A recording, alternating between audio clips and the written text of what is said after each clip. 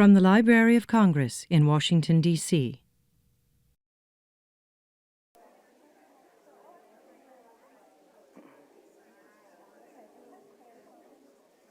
Good morning, everyone. As one of my colleagues said, Monday morning, early in December, is anyone going to come? So it's really fabulous to see all of these seats filled and so much excitement from the conversations that are going on. I think this bodes well for what we're going to do today. I wanted to welcome you to the Library of Congress. You are the perfect audience, patrons and lovers of the arts and the humanities. And this is the oldest cultural institution in the entire country. And so I think it's a perfect venue for a spotlight on Arts Education Symposium. I am pleased to recognize the District of Columbia Commission on Arts and Education. I am pleased to recognize it for its work developing and promoting local artists and organizations, providing grants, programs, education activities that encourage diverse artistic expression and learning opportunities for all District of Columbia residents and visitors to experience the rich culture of our city. The Library of Congress, as I said, is the oldest cultural institution in the country. It's more than 2 centuries old. And I thought I would tell you a few things about it and why it's a good place to have this symposium. It features 883 miles of shelving, houses 155 million total items.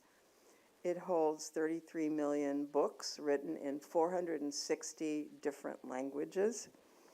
It's home to 68 million manuscripts, 25 million pieces of music, more than 5 million maps, over 3.4 million recordings, and more than 13.5 million photographs.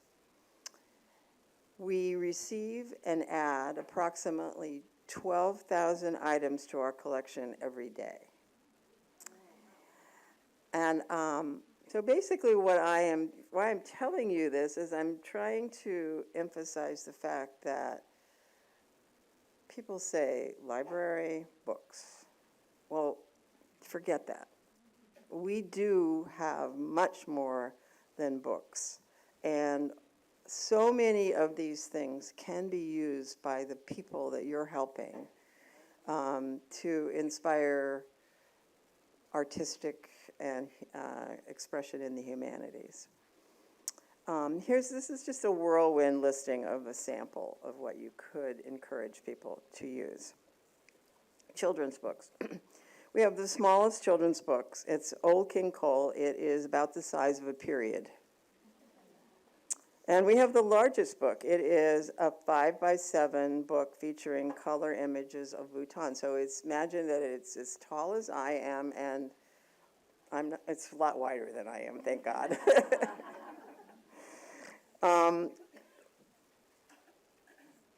The oldest written material in the library is a cuneiform tablet dating from 2040 BC. Comic books. We have the world's largest collection of comic books, more than 140,000 of them. And we also hold the world's most extensive newspaper collection. The oldest original newspaper is from December 29th, 1659. We have the papers of 23 presidents before people started putting them in their own buildings. This is the place where they came. So we have George Washington, everything from George Washington up through Calvin Coolidge.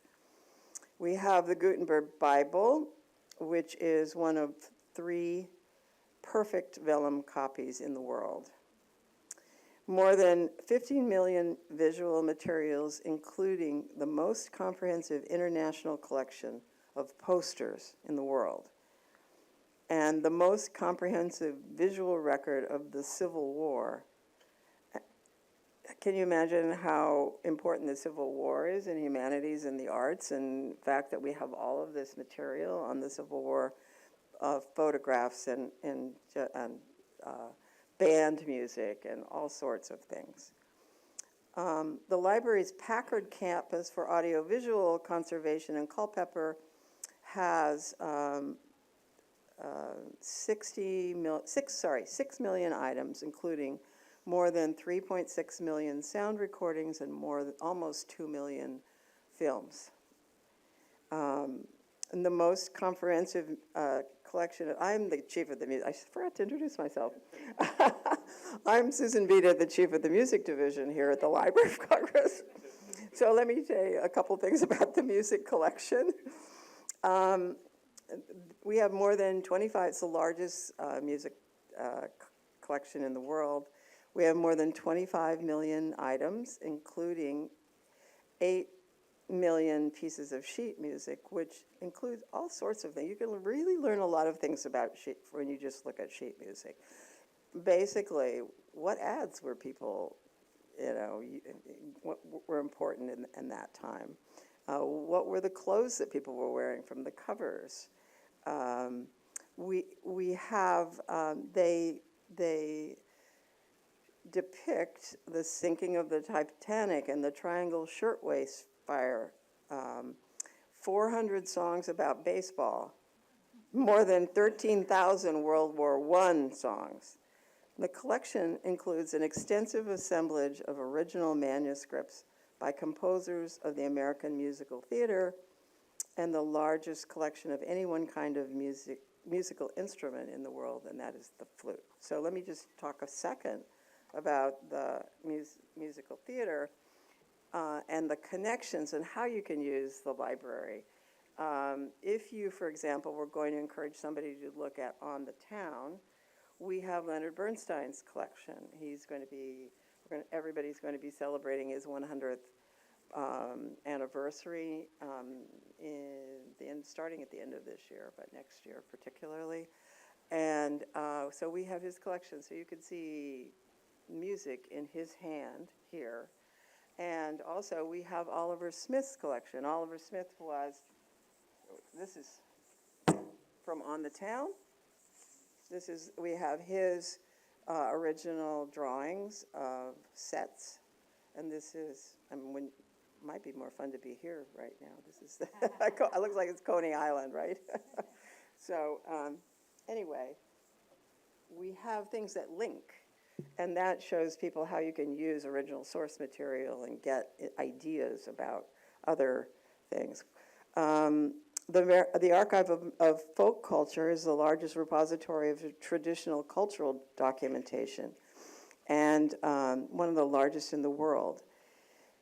It contains the largest collection of American Indian music and spoken word, and the earliest ethnographic field recordings made anywhere in the world. Veterans History collects the stories of veterans, and to date, more than 100,000 of them are here. The StoryCorps project is a nationwide grassroots initiative to record the oral histories of people like you and me, ordinary citizens. How many stories are probably buried in the StoryCorps archives? Since 1931, the library has provided books to the blind in Braille and now on sound recordings, the talking books and digital playback equipment. And we have the world's largest collection of cartographic materials, more than 5.5 million items.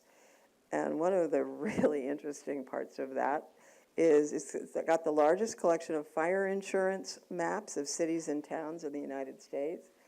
And they are amazing just to look at them. They're very easy. They're big enough scale so that they're easy to read.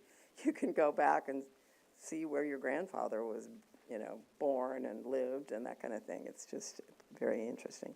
So basically, you can kind of tell that I'm pretty much in awe of the embarrassment of riches that we have here.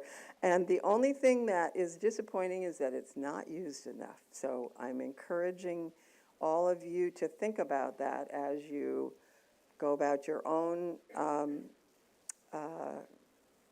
studies and creations, and also as you encourage the people that you serve to do the same. And now it is my pleasure to introduce Rona Wolf-Freeman from the Commission. Her passion for the promotion of the arts and humanities is the reason why this symposium has come about. And if you know Rona, you know that she's a very difficult person to say no to. And she will throw herself into producing the best possible program to motivate you to go out and do good. So get ready for a wonderful experience, because Rhoda planned it. Rhoda.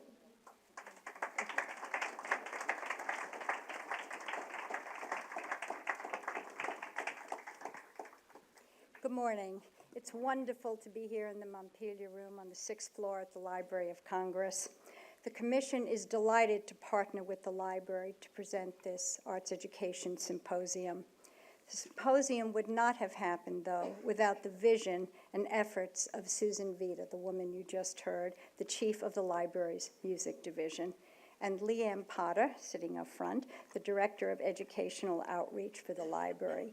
Leanne worked diligently for months to make sure the symposium would take place. Thank you to both.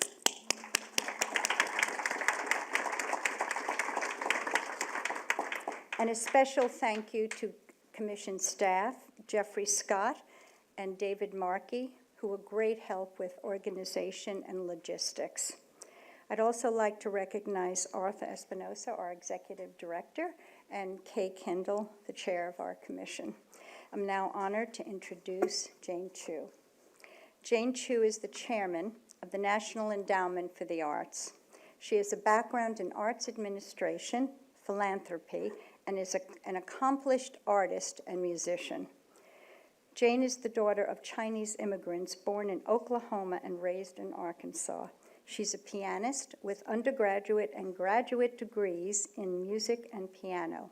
Ms. Chu also holds a master's degree in business administration, a PhD, and 3 honorary degrees. She has vast experience in arts education and arts administration.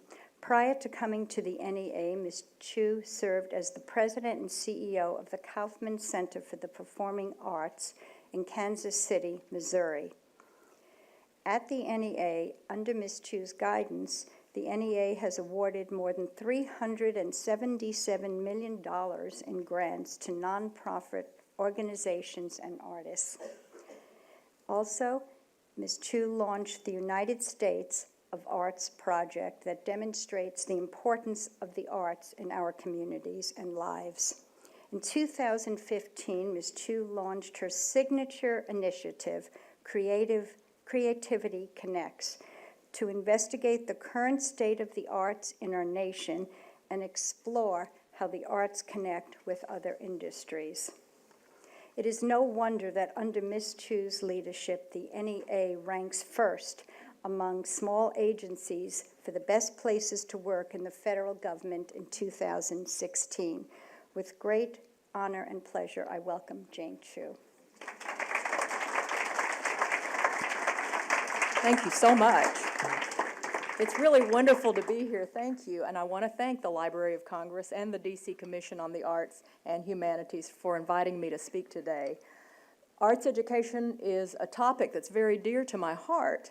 And it's not just because I majored in music or I majored in arts education, specifically music education in college, but it's because I have known about the power of what the arts can do for students that not only honors the appreciation of art, but it spills over into so many areas of our daily lives.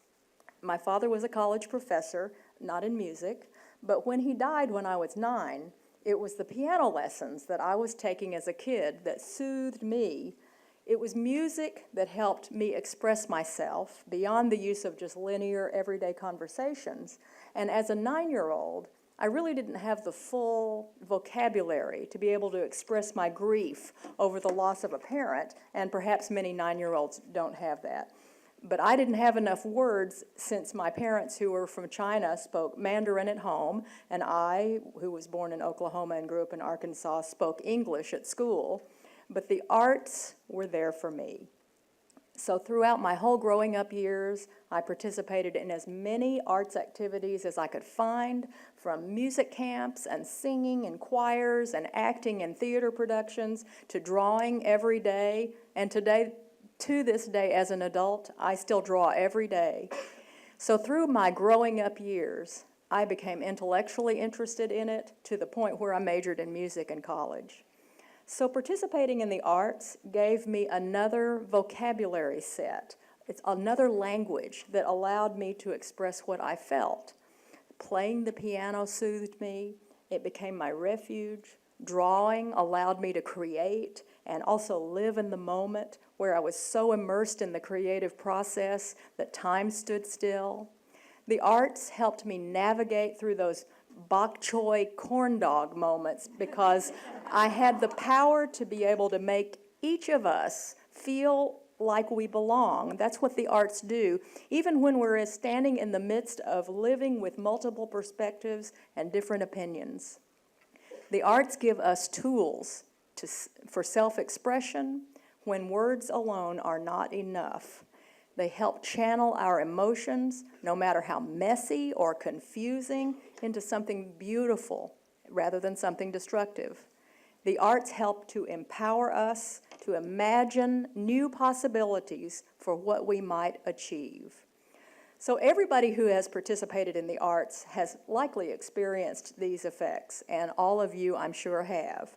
But there is a growing body of research about arts education that confirms what we instinctively know, that children and teenagers who participated in arts education programs were associated with more positive academic and social outcomes than students who did not participate in those programs. And this was especially true for youth who came from households with very few social or economic opportunities. 8th graders from low socioeconomic homes who were active in the arts in elementary school showed higher test scores in science and writing than students who were not active in the arts. High schoolers from low socioeconomic homes who were active in the arts were more likely to complete a calculus course than students with no arts-rich experiences. And across the board, arts-engaged students showed higher overall grade point averages, and these higher GPAs were found with all students who participated in the arts, regardless of where students came from, regardless if they came from low socioeconomic homes or high socioeconomic homes, versus students who did not participate in the arts. And high school students who earned few to no arts credits were associated with being 5 times more likely not to have graduated than students who earned many arts credits. The arts-rich students in high school were more likely to go to college, more likely to enroll in 4-year colleges, more likely to get a bachelor's degree, more likely to earn mostly A's in college, more likely to involve themselves in the community, more likely to read the newspaper at least once or one time in the day, more likely to participate in student government and service clubs, volunteer, vote, especially those from low socioeconomic backgrounds. And by the way, you can find all of this research along with hundreds of other arts education studies online at artsedsearch.org. And today I'm drawing mostly from the work of Dr. James Catterall. But you get the idea.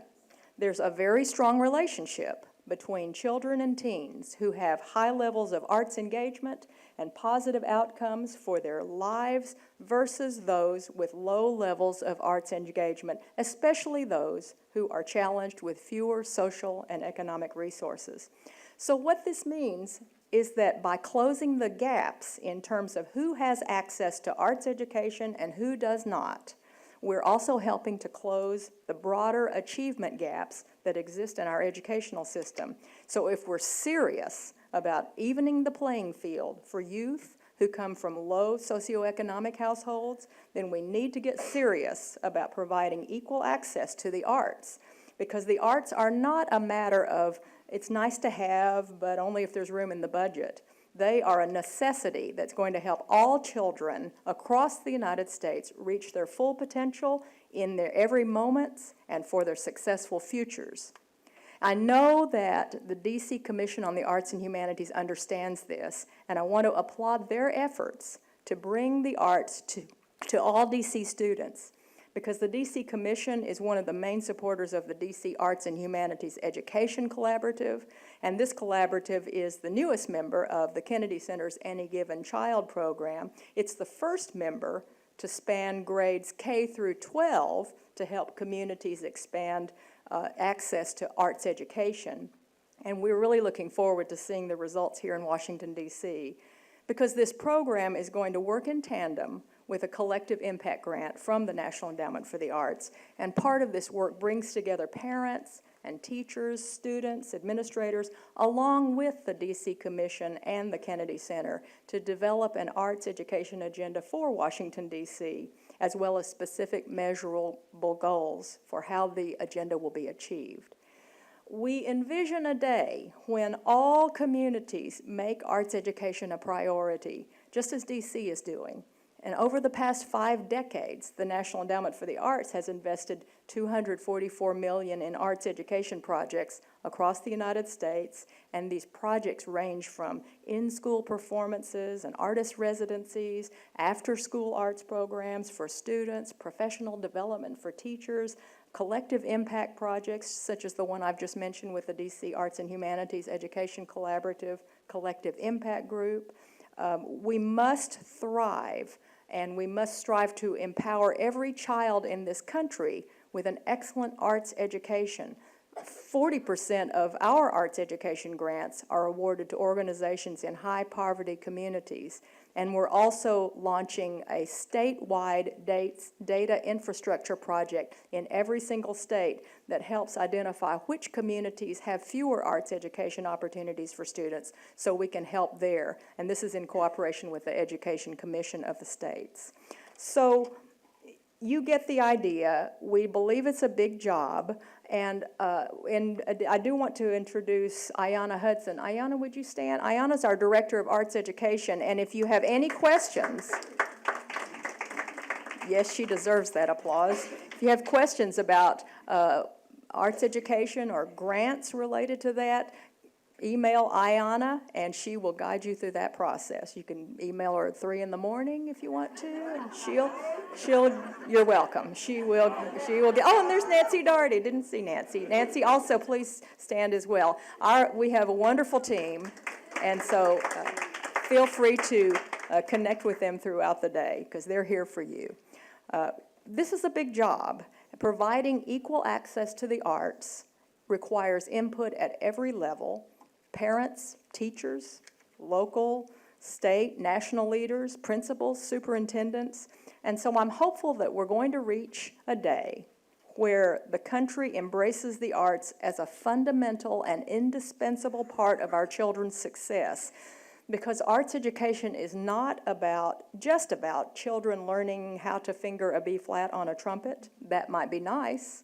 It's not just about learning how to pirouette, although that might be nice. Or teaching children how to use watercolors to paint a picture of a tree. That might be nice.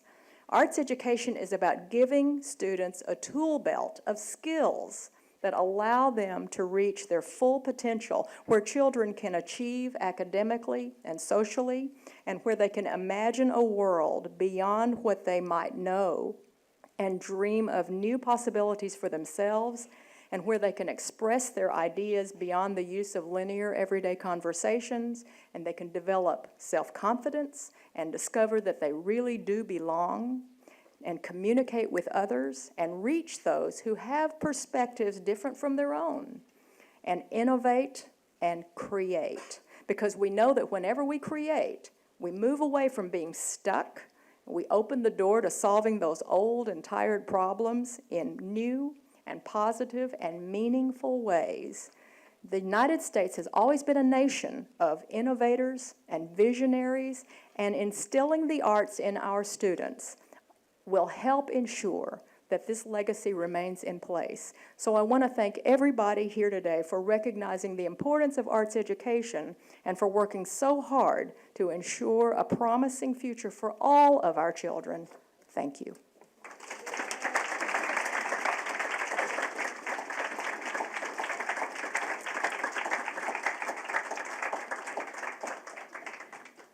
Thank you, Jane, for a very inspiring and lovely speech. I'd like to now to start us off with our first panel. Our introduction to this will be Arthur Espinoza, the Executive Director of the DC Commission on the Arts and Humanities.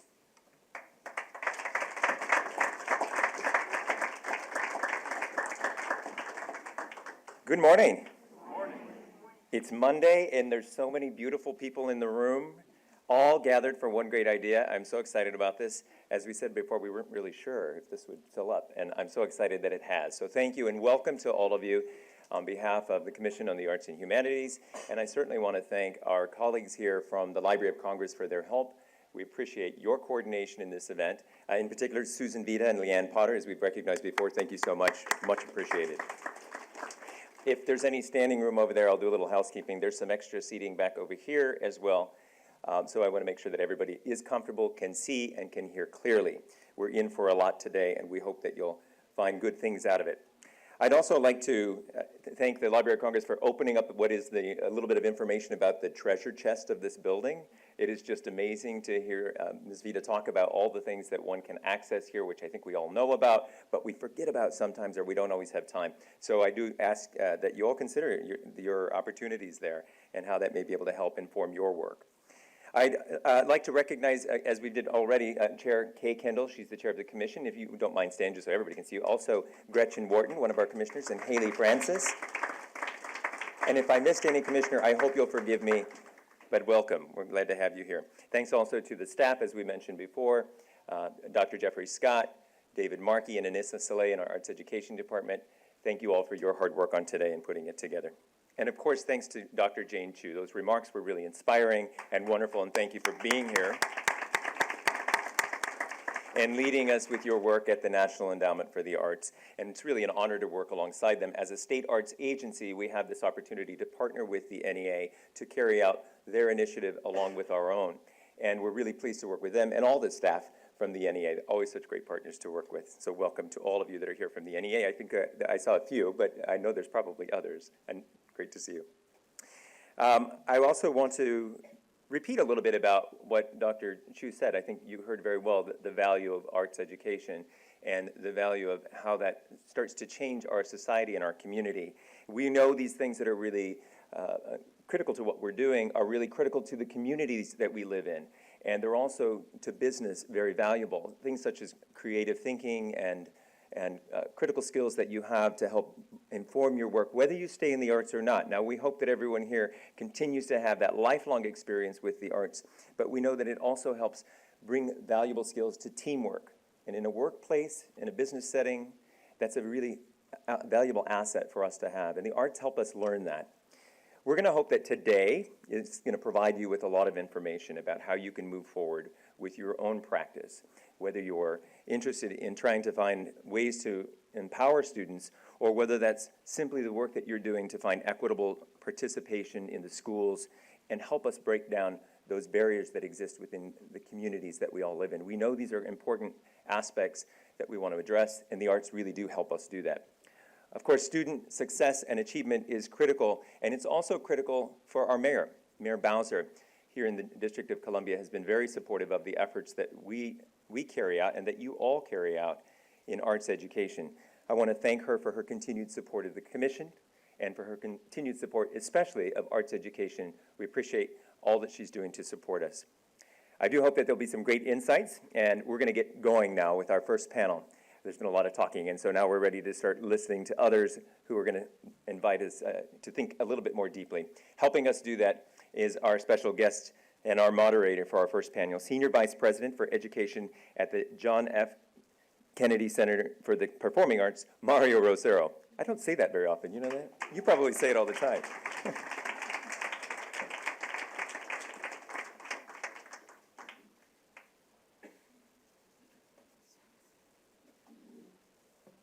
morning, everyone.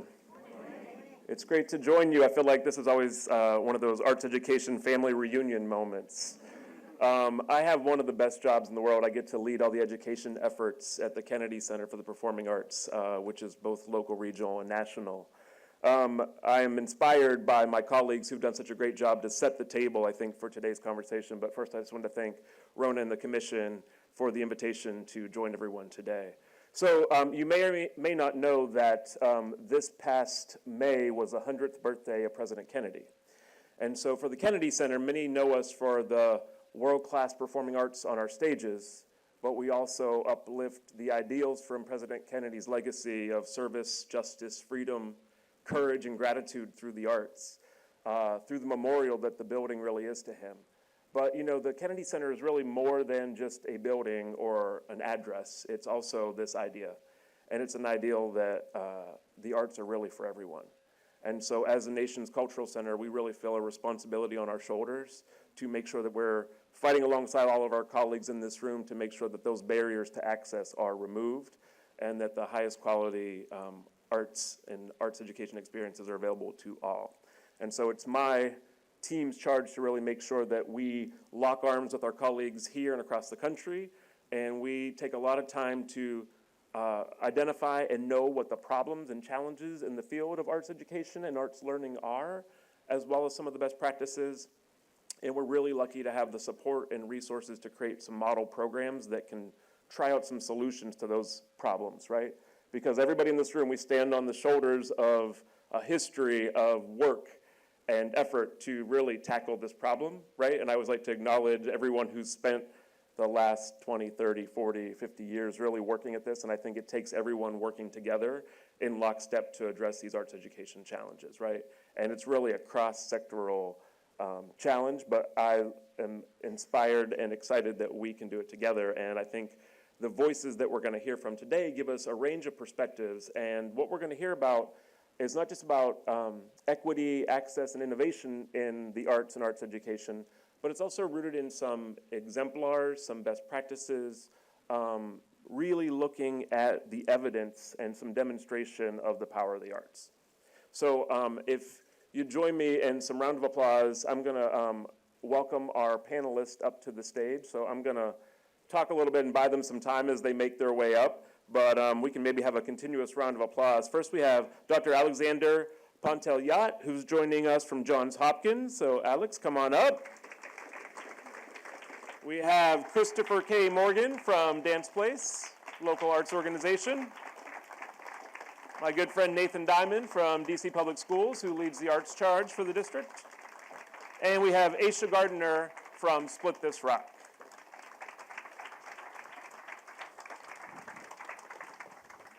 So before we jump into our conversation on innovation, access, and equity in the arts, we always believe that it is a good idea to start with the arts, right? So we're thrilled that Alex was willing to play a piece for us. So we're going to start with a piece of music. This is a meditation from the opera Thais. Take it away.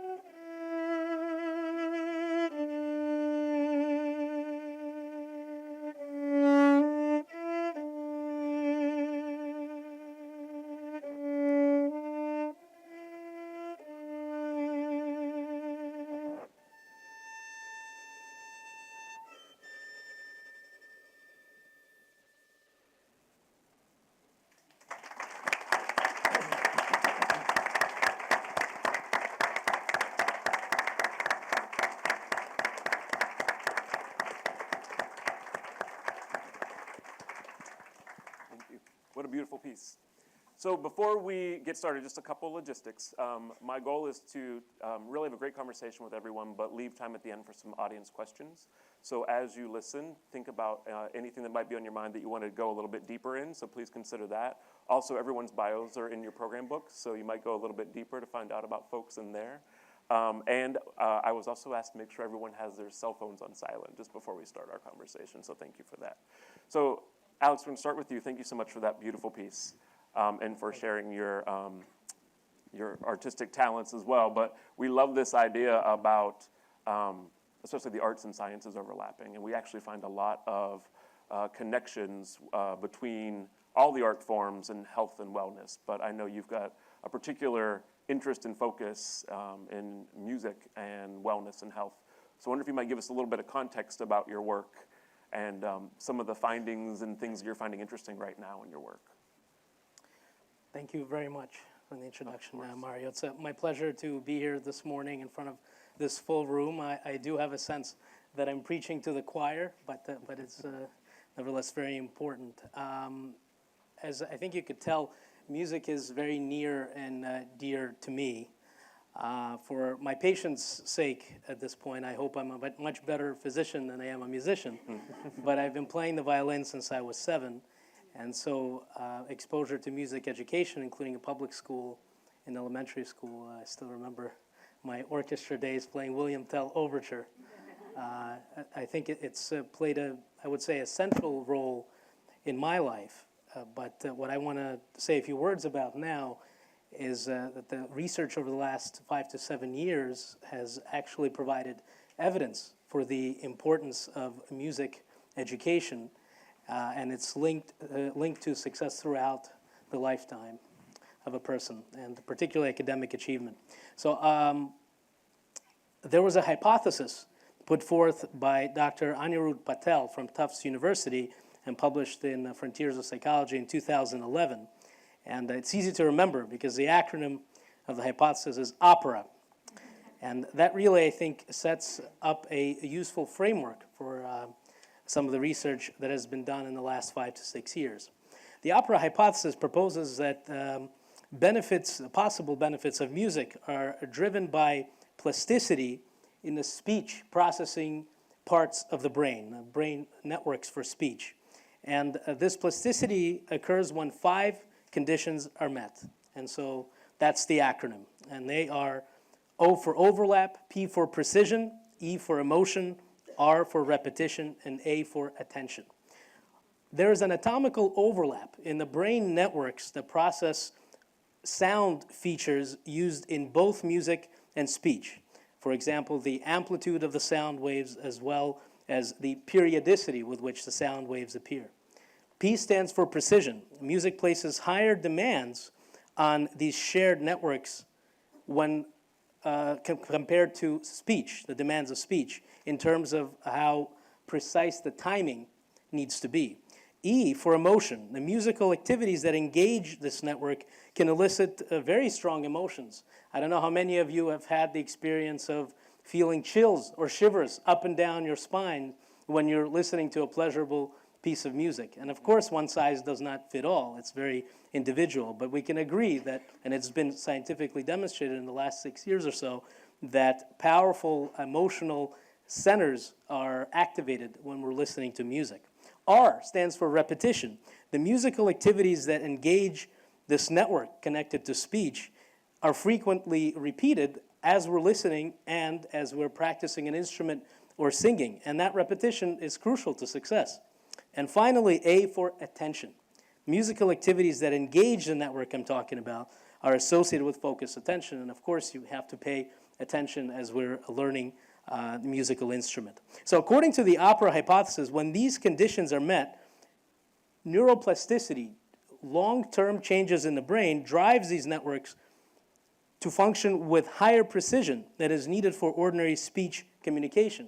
However, since speech shares these networks with music, speech benefits in a secondary way, the processing of speech itself. And so the opera hypothesis has been used to account for superior encoding of speech in musically trained individuals, which I won't have time to go into in detail today, but I'm happy to answer questions about. And this suggests mechanisms by which musical training could improve the linguistic reading abilities. So I'm just going to run through literally the headlines of studies published in the last 5-6 years, and there's one particularly relevant study by Nina Kraus from Northwestern University in Chicago, which I think is inspiring, that I want to focus on for a couple of minutes. So thus far, studies have shown that babies, 1-year-olds, who have music lessons with their parents tend to smile more and earlier and communicate better. Music training can improve white matter connectivity, the highways in our brain that connect the thinking gray matter areas and enable rapid millisecond level processing. They are actually strengthened as a result of musical training. Not just listening, it needs to be active musical training participation. So I could go into details if you're interested as far as how long it takes. It's not immediate, but after as little as 1 year, sometimes 1 year to 15 months of musical training, changes are seen in the brain. Where are the changes seen? Well, the corpus callosum, which is a main white matter highway connecting the two hemispheres, the two halves of the brain, that's actually made thicker, strengthened as a result of musical training over time. And the arcuate fasciculus, which on the left side of the brain for most people serves as the main connection between the areas understanding language and producing language in the brain as well. Blood flow in the brain in some of those speech areas I mentioned in the opera hypothesis is increased real time practically as a result of musical training and exposure. Executive function, going from point A to point B to point C, multitasking, so crucial in our world. That actually improves as a result of musical training over time. The gray matter, not just the white matter, certain areas in the cortex, the outer part of the brain, are actually made bigger as a result of musical training and exposure. Verbal memory and childhood literacy is actually improved over time as a result of classes exposing people to music. And this is not just for kids. Over the course of our lifetime, as we age, there's now several studies that show that the brain plasticity is benefited by musical training throughout the lifetime. And in fact, this is now beginning to be thought as a protective measure, playing a musical instrument against cognitive aging, mild cognitive impairment, dementia of the Alzheimer's type and otherwise. But what I want to just emphasize a little bit more, that's Dr. Nina Kraus's work that I mentioned, is that it actually may, musical training in school may actually help reduce academic achievement gaps. An August 2014 report from the American Psychological Association stated that learning to play a musical instrument or to sing can help disadvantaged children strengthen their reading and language skills, which may reduce academic achievement gaps. These findings involved hundreds of children participating in musical training programs in both Chicago and Los Angeles public schools.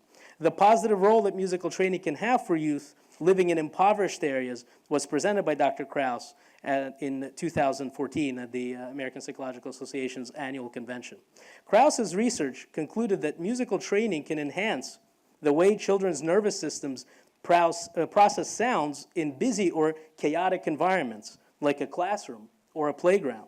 After just 2 years of musical training, not one, because she looked at 1 and also 2 years, after 2 years of musical training, the children's brain responses to sounds were faster and more precise than in students who had other types of enrichment classes. So this was not just a comparison of music classes to nothing. The improved neural function caused by music training may lead to enhanced memory and attention span, which in turn can make it easier for kids to stay focused in the classroom and improve their communication skills. Other separate studies over the last 5 to 6 years have shown that arithmetic performance, achievement in verbal skills, language learning, and even second, foreign language acquisition, which I would argue is increasingly important in our globalized world, that actually can be made easier by music. You heard before that music is a language all its own. Well, there's actually now neuroanatomical, neurobiological truth to that. And we know that with each additional language acquired, it becomes easier to acquire the subsequent language, even if it's not connected in any way to the languages you already know. So research has shown that there are differences in the brains of children raised in impoverished environments that affect their ability to learn. While more affluent students do better in school than kids from lower income backgrounds, we are starting to find that musical training can alter the nervous system to create a better learner and help offset this academic gap. And so I'm happy to talk more, but I want to make sure that the other panelists have enough time. So I just want to conclude by saying that evidence is mounting that musical training boosts brain power and cognitive function in children and adults. Neural enhancements that are gained through the musical training early in life can extend throughout the lifespan and into old age. And hopefully these findings can inspire parents and policymakers to advocate for musical training in school as an enjoyable and fulfilling outlet that also has the power to boost our brain strength and improve reading, writing, and arithmetic. There are data actually that need to be expanded upon that all aspects of the SAT are improved by between 20 to 30 points when comparing kids who have had music classes regularly throughout school to those who have not. So it seems that musical training helps keep our brain sharp as we age and could be an integral part of rehabilitative programs for older adults as well, coping with cognitive decline. Great. Thank you, Alex. I think that's a great, starting with the evidence is a great place to start, right? And I know everybody in this room, we are all interested but also charged with measuring the impact and telling the stories of our work, right? And so often we're looking at, the intervention in the classroom or with kids, and we're tracking that, but I love holding those outcomes against the science as well, because that seems like that would make an even more powerful argument. When we were prepping for this conversation, Alex and I had a brief chat about the Kennedy Center's work with Renee Fleming. She's got a really deep interest in music and wellness, right? And so we've done this Sound Health Initiative and a project called Music in the Mind. But she had this, opera diva in an MRI singing an aria, and they're, checking her brain waves as this is going. And we saw the visualization, and the most stark outcome to me was not when she was singing, it was her preparation to be creative. That's when her brain lit up with the most activity, the preparation to create, which I thought was so interesting, right? And it really resonates once you think about it, because you're getting ready, your brain is getting ready, you're preparing for that moment of creation or that act of making, right? Really exciting. So thank you for starting us off. So we also, on this panel we have experts from different art forms. So we know that every art form really makes an impact on students, and we all sort of find at least one, but maybe sometimes multiple ways to express ourselves and to communicate. So Christopher, Yes. I'd like to turn to you next. I'd love to hear a little bit about Dance Place and the role in the community, and then just sort of talk about your work and how it fits into this conversation. Absolutely. Aloha, everyone. My name is Christopher.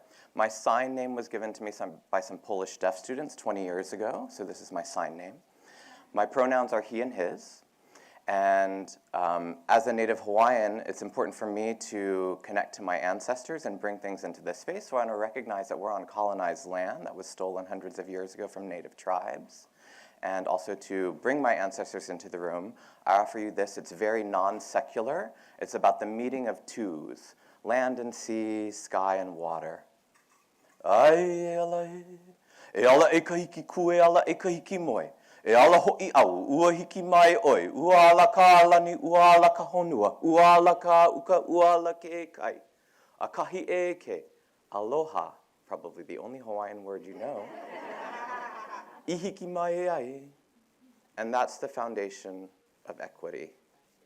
Recognizing as many things as I can sense in one moment, and that's the foundation of bridging to youth and just people in general. Mm-hmm. And so for me, the dance person always has to get a little interactive.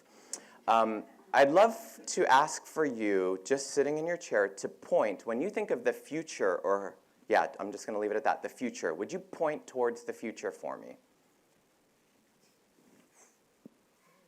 Nice. I love arts people. It's always a more mixed answer than if I were in like a corporate environment.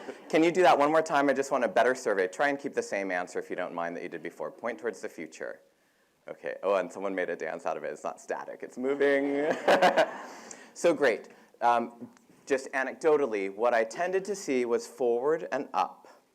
And so one of the gifts that dance has given me is peripheral vision, right? If I'm dancing with people in a line like the Rockettes, okay, I've never been a Rockette, but I dreamed of it. If I'm dancing with people in a line, I have to use my peripheral vision to sense that we're, if it's needed, in unison. And we use that all the time as lay people in driving and other daily skills. But one of the things that I think is interesting, in some cultures, the future is neither forward or up. It's back here because you can't see it yet. It has not been revealed to you yet. However, there is so much that we have as humans, our senses, our intuition, our instinct, our gut, in Hawaiian it's na'au, that allow us to sense the unseen. And for me, a lot about equity and access is trying to tune into that. How do we sense? And sense is so related to the word sensitive. How are we sensitive to the needs of others? Words we use a lot in our work as arts educators, arts advocates. How do we do that? How do we connect to that? And so much of that is about tuning in and listening. And all art forms are really good at that. And that's why so much of that evidence about how it spans out into other aspects of our lives, the scientific, the educational data, all of those things pay off because it's allowing us to tune into others. So a little bit about Dance Place. I'm the Executive Artistic Director of Dance Place. It's based here in Washington, D.C. It's a 37-year-old institution, and we've been in our location in Brookland, Edgewood for 31 years. Our founding director, Carla Perlow, and her co-director, Deborah Riley, recently retired, and I became the director after a national search for a new director just this past September. So I'm pretty new to this role. Obviously, I'm not new to the arts. But Dance Place, in addition to being a presenting theater that hosts over 45 weekends of performances each year from international, national, and area companies, and having a school and having youth enrichment programs, has been an anchor in our neighborhood. When Carla and her board at the time bought their building in 31 years ago, it became kind of a galvanizing force for that neighborhood, and we all recognized the problems that come with gentrification. We've been pretty fortunate in the Brookland Edgewood neighborhood because of a history of high home ownership in that neighborhood, and as well as some pockets of land that were empty. A lot of the development that happened in the last 5 to 10 years in particular didn't displace too many people. I fear and think it might be coming in the future as development increases. But to date, it hasn't been too jarring. So what's happened in our neighborhood is that our community has continued to mix, both economically, racially, and in all kind of definitions of diversity.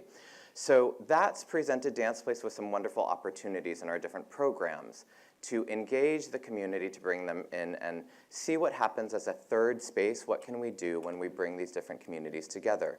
When Carla and the original Dance Place staff and faculty were there 31 years ago, a couple of youth knocked on the door and they just needed a place to hang out until their parents got home, and they needed a bathroom, and it was a little cold outside. That literally became the foundation for our Energizers program. Our Energizers program serves youth between 6 and 12, as well as our junior staff program. Our junior staff manager is here today, Naomi. Hi. Thank you. She was not expecting that. And so these programs are offering life skills and arts curriculum to help empower these youth, just like a lot of the work that you all do does, and give them a good place to be and some good skills.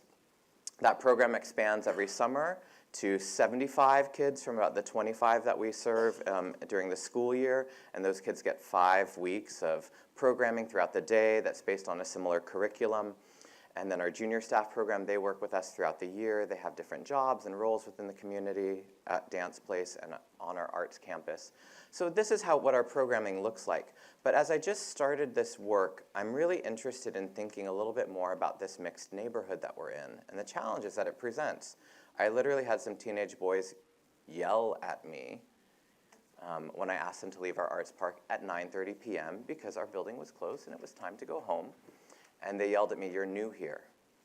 You don't know what it's like here." And I hear that, I recognize that, and I understand that.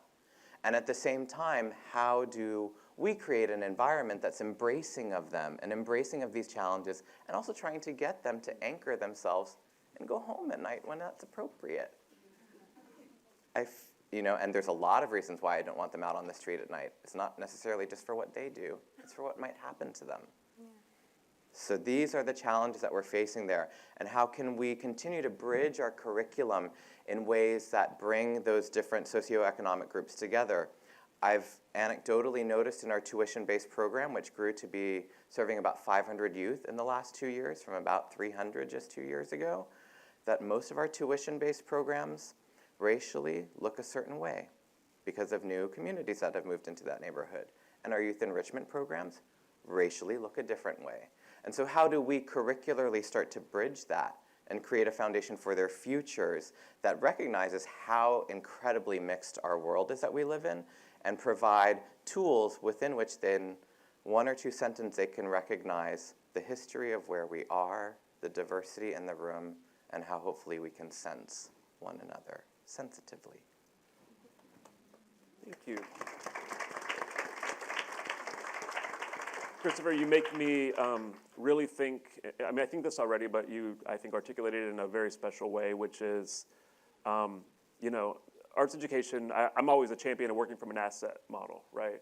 Instead of like, oh, woe is me, the struggles that we have, think about the power that we have. And so I think uniquely, arts education, among other subjects, if you think about literacy, math, et cetera, arts education is really so well poised, both out of necessity, but out of its ability to not just be about curriculum and instruction, right? Not just about what you learn in the art form, but isn't it about listening, right? Isn't it about community? Isn't it about bringing things together, right? Recognizing past, present, future. It has the ability to do all these things and sort of knit them together in a way that I think really, especially within a school, within a neighborhood, within a program, it's got this sort of superpower, right? This ability to bring all these perspectives and things together. And I don't know that everyone looks at the sort of other curricular areas in the same way. So I appreciate your articulation of that.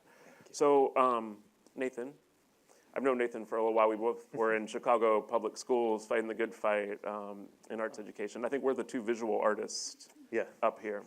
So Nathan leads the charge and the team at DC Public Schools for arts education. So I know you've got some particular initiatives that we're going to dive into, but I thought you might just take a moment to sort of continue the conversation and talk about the work of equity and access in your role and with your team, and then transition us to your specific program. Absolutely. So as Mario said, I'm the Director of Arts for DC Public Schools. So in that role, I oversee curriculum and instruction across the district and across all disciplines in the arts. He also mentioned I'm a visual artist. My background is in photography and design and printmaking, but I'm actually going to talk about a music initiative today, and so that should be... I'm just trying to represent all art forms. Absolutely. Okay. Absolutely. And it's been great to listen from Dr. Chu's remarks all through about the idea of how we approach the arts as a language. This is a real challenge, I think, in education, in the education sector, because literacy has very specific connotations. And we are really pushing in my office to broaden the scope of what we talk about when we talk about literacy in public education, expanding that into visual literacy and music literacy. And so the role, I think, this idea of equity, these 3 words, equity, access, and innovation, could not be more kind of gift wrap for the work that we're doing right now.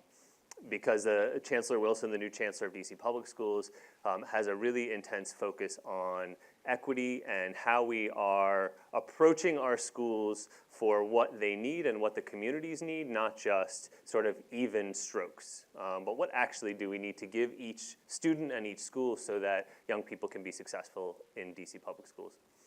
And for us in the arts, that comes in a few different forms. It's about exposure and opportunity, and I think those are things that sort of everybody in this room really addresses quite frequently. But I think bigger than that, what we look at is how are we empowering students to use their voice? And so we talk a lot about the use of a student's voice, and how do we transition from a skills acquisition model where we are sort of building students' capacity up to do certain things as they get older, and more, how are we handing them these tools, giving them space to use them, to experiment with them, to understand them on their own terms, and then guiding them from there as they get older. And so it is really about how we are being strategic in that process from pre-K through 12th grade. I think critical is, literacy in the traditional form is always about how do we get students to express themselves? How can they write their ideas down? How can they speak eloquently? How can we be sure that they can sort of operate in society? But as we know, the arts do that incredibly well, and they reach students who are challenged to be reached by traditional forms of literacy. And so one of the things that we hold dear is that if we are not equitably, this is equity and access, if we are not equitably reaching all of our students, there are voices missing from our culture, there are voices missing from our society. And if we know, which we do, that a lot of the issues of success in schools, as Christopher was talking about, even in the way he sees differences in his populations, we know there are a lot of things that fall along socioeconomic lines.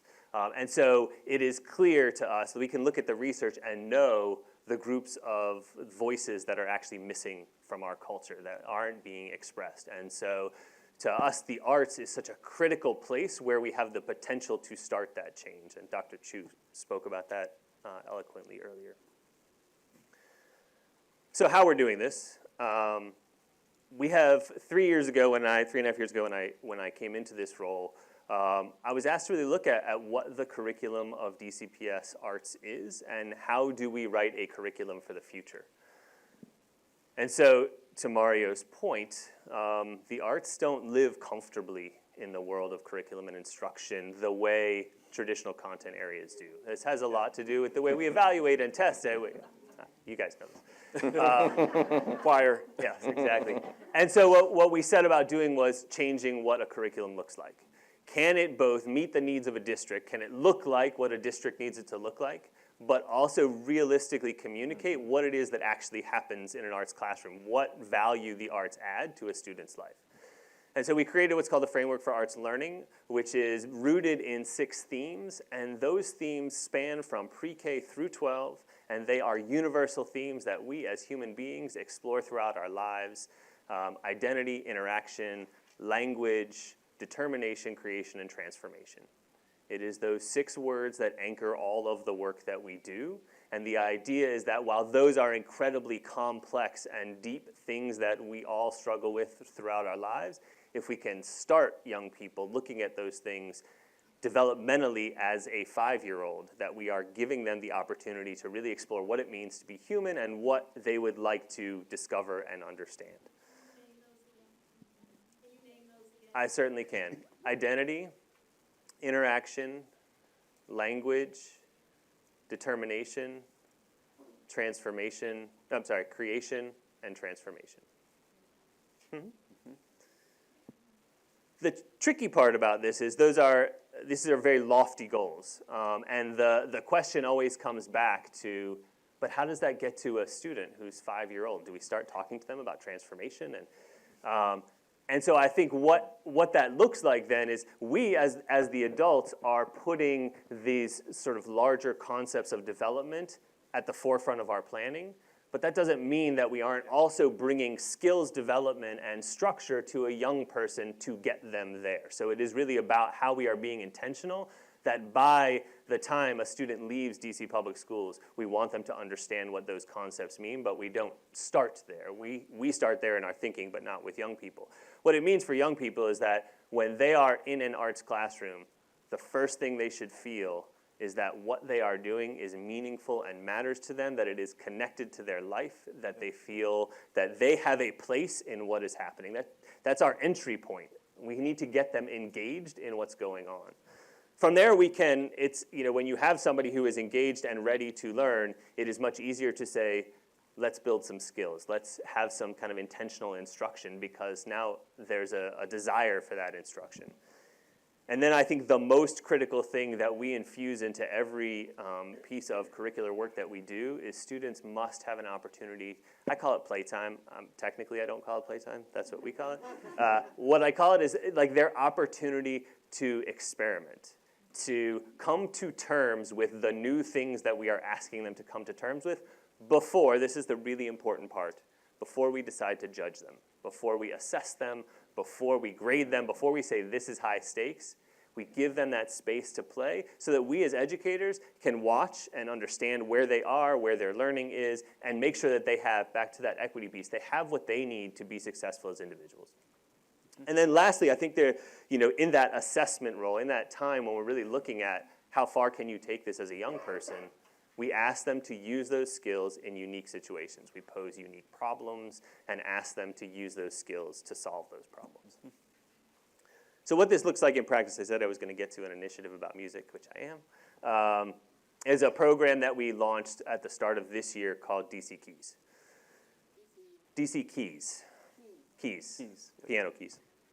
And so this came from an earlier idea that I had, that I was working on in Chicago and then brought here, which was about a middle school initiative to begin ideas of music production. How do we not just involve kids in traditional ensembles, but how do we get them involved in the idea of production and digital production? And how do we start to bridge the relationship between what's in their headphones and what happens in their music class, which both in my role in Chicago and in my role here, there was a really large disconnect between those two worlds. And so how do we start to create bridges? And to me, the first step in that was starting to look at how the music that they are listening to is actually produced. Like, how do you start to get involved in that creative process?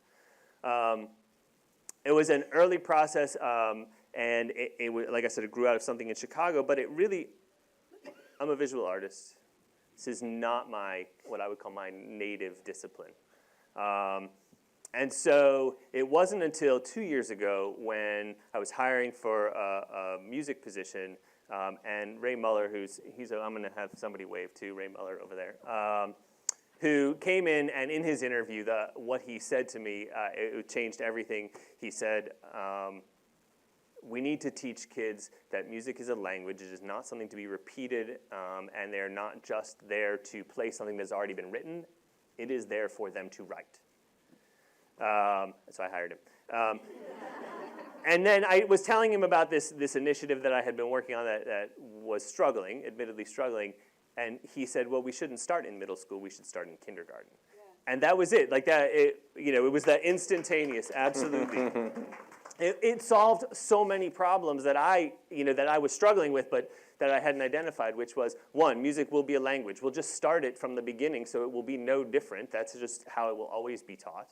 Two, how do we make sure that all of our students have instrumental instruction, which is incredibly costly, and there's a reason that it often lives in high socioeconomic neighborhoods. But in DC now, we can say with 12 keyboards in every school, which means the keyboards that we have 24 students can be playing at any one time, all of our elementary students, 25,000 kids, are learning to play the piano as we speak. Wow. And so it solves that issue of, are we ensuring that our young people are learning an instrument and learning to perform? And the last piece is that it bridges the world of analog and digital, right? It bridges the traditional and the contemporary. The keyboard is the one that both lives like a piano but can be plugged into a computer. And so then we can start this process, which the curriculum is rooted in composition and improvisation. So our students, starting in kindergarten at the end of every year, will compose. Now we need to shift our ideas of what composition means, right? That's a whole new definition of composition. But we are asking them to use music as a language every year that they are in music education. The big headline of that, the piece that matters most to me, is that as a system, we are creating young people who see themselves as creative producers of culture, not just consumers of culture, which is, I think, also a big shift in what we're doing. We're not just trying to make an audience for later on in life, we're actually trying to make the people who create culture later on in life. And we don't do this on our own either. I think critical to this process is that we have worked very closely with Washington Performing Arts, many of whom are here in the audience today.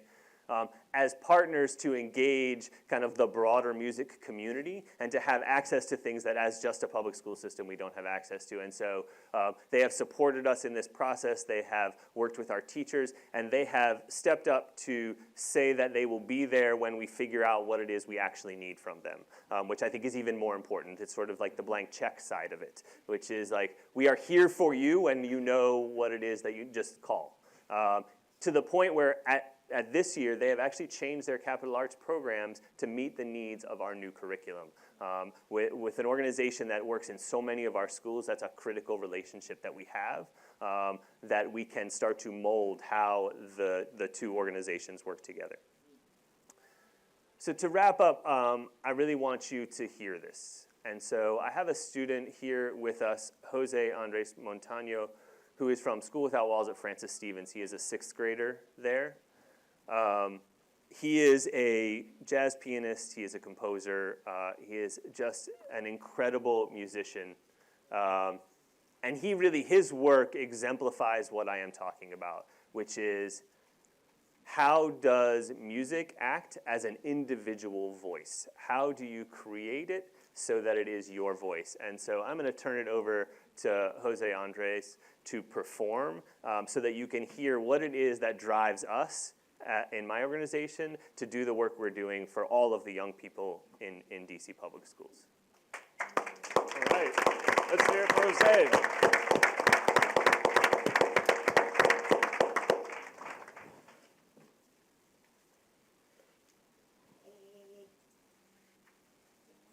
Microphone. Hello. Hey everyone. My name is Jose Montaño. Thank you for the invitation to the Library of Congress, for inviting me to play for you. It's an honor to play for you, and I'm really happy to be here with you. So I wanted to show you. I want to play a song that I really liked it, and to all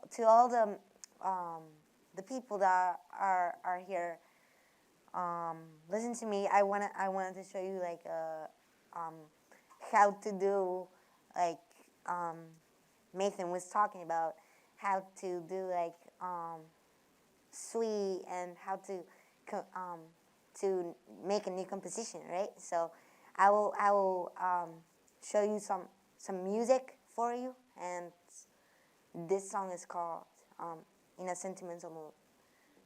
Hope you enjoy it.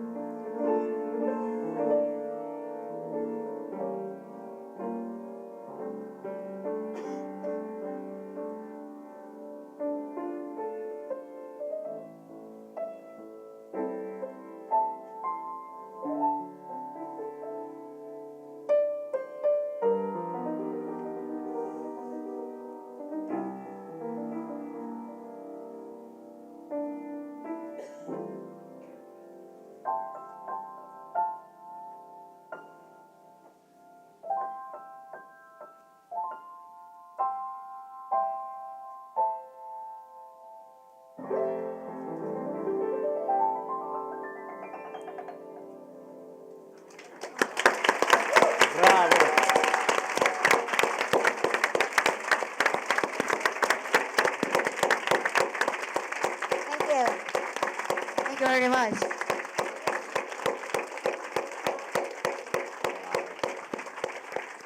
Well,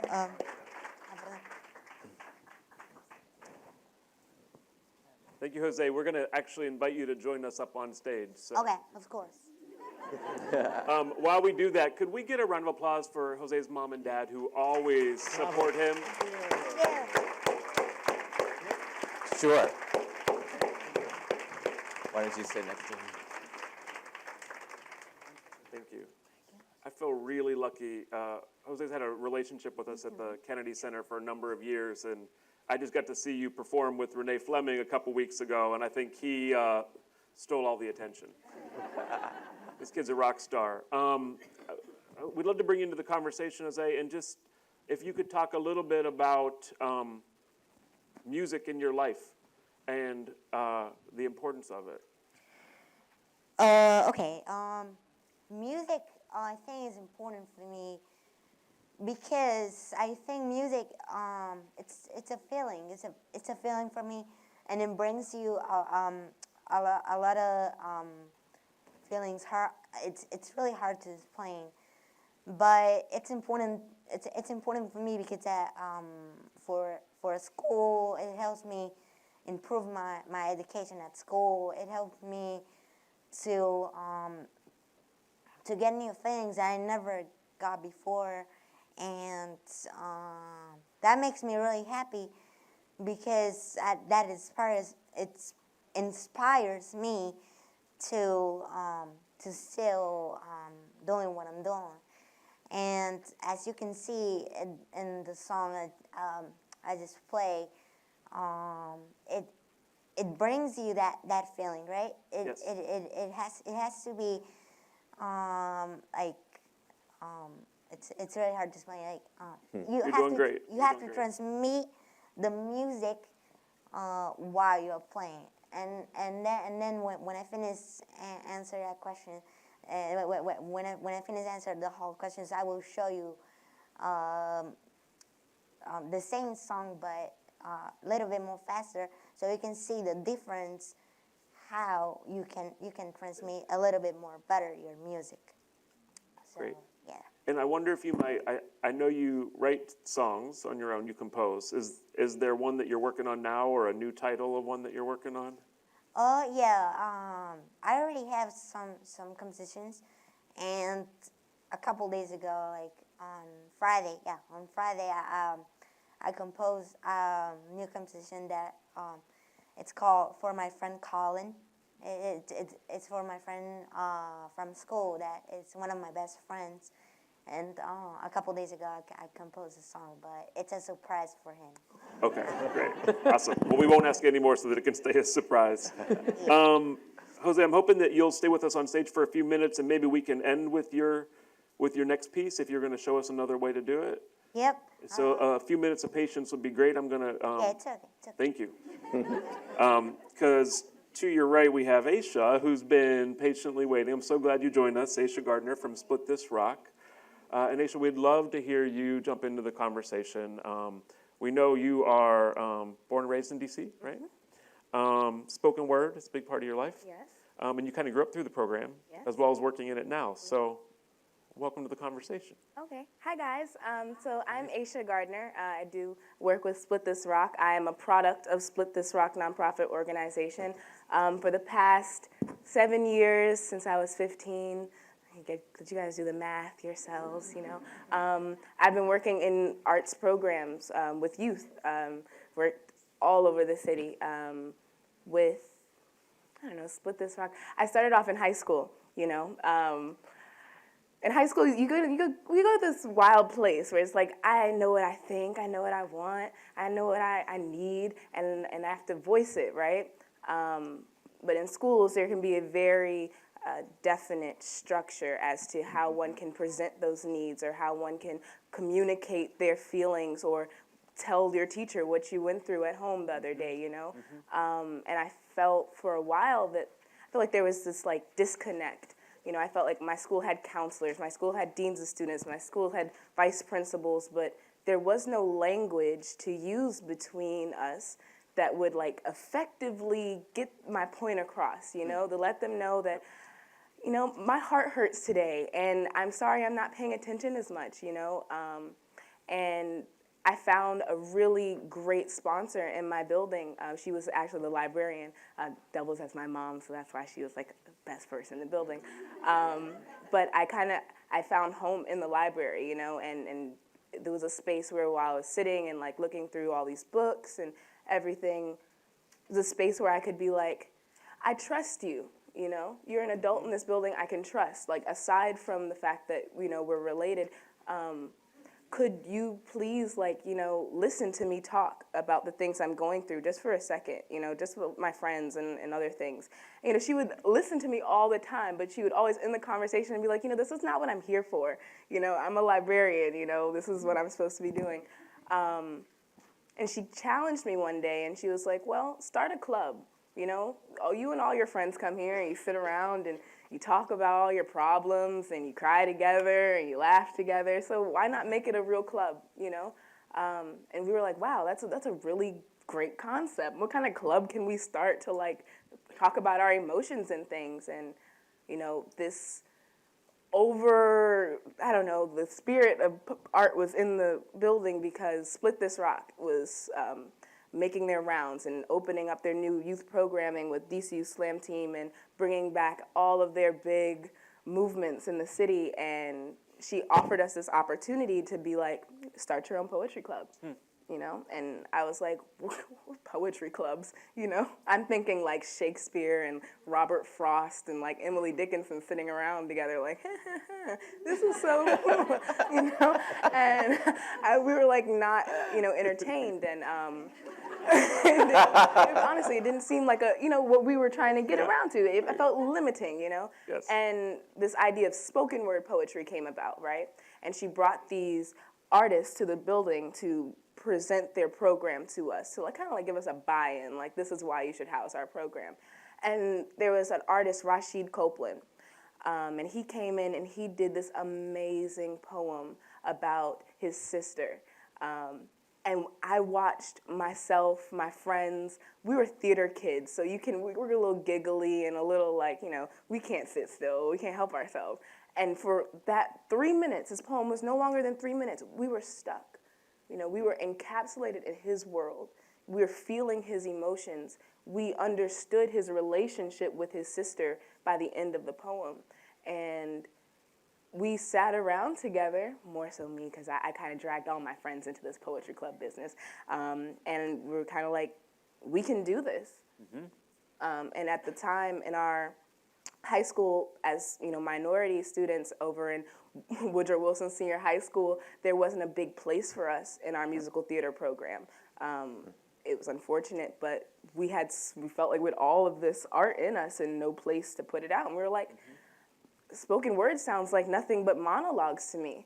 You know, this sounds like something I can do, you know, and personally I was jazz trained and singing. A lot of my friends were trained in singing, and we found all these places where all these different art forms can meet in lyricism, simply lyricism, you know, call it spoken word, call it poetry, call it rap, call it what you may, you know, but it's this spoken form of expression, you know. It says, this is what I'm feeling, and this is what it feels like, and let me let you feel it too, you know. So we started this poetry club, and spoken word was our thing. We taught ourselves how to do spoken word poetry, and we prided ourselves, you know, in how far we had come with it. And this new era, this new lane opened up. It went from spoken word poetry, so we went from poetry on the page, Shakespeare, all that good stuff, to like this cool, like modern twist on it, you know, more vocal, more, you know, active, to this competitive part, right?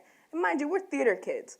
We don't do sports. We don't have a sports team that we can like fit into, you know? So we're like competition, you say, you know? And so slam poetry came into play. And what slam poetry is basically, individual students, groups of students, teams, whatever, get together in a community setting, like an open mic.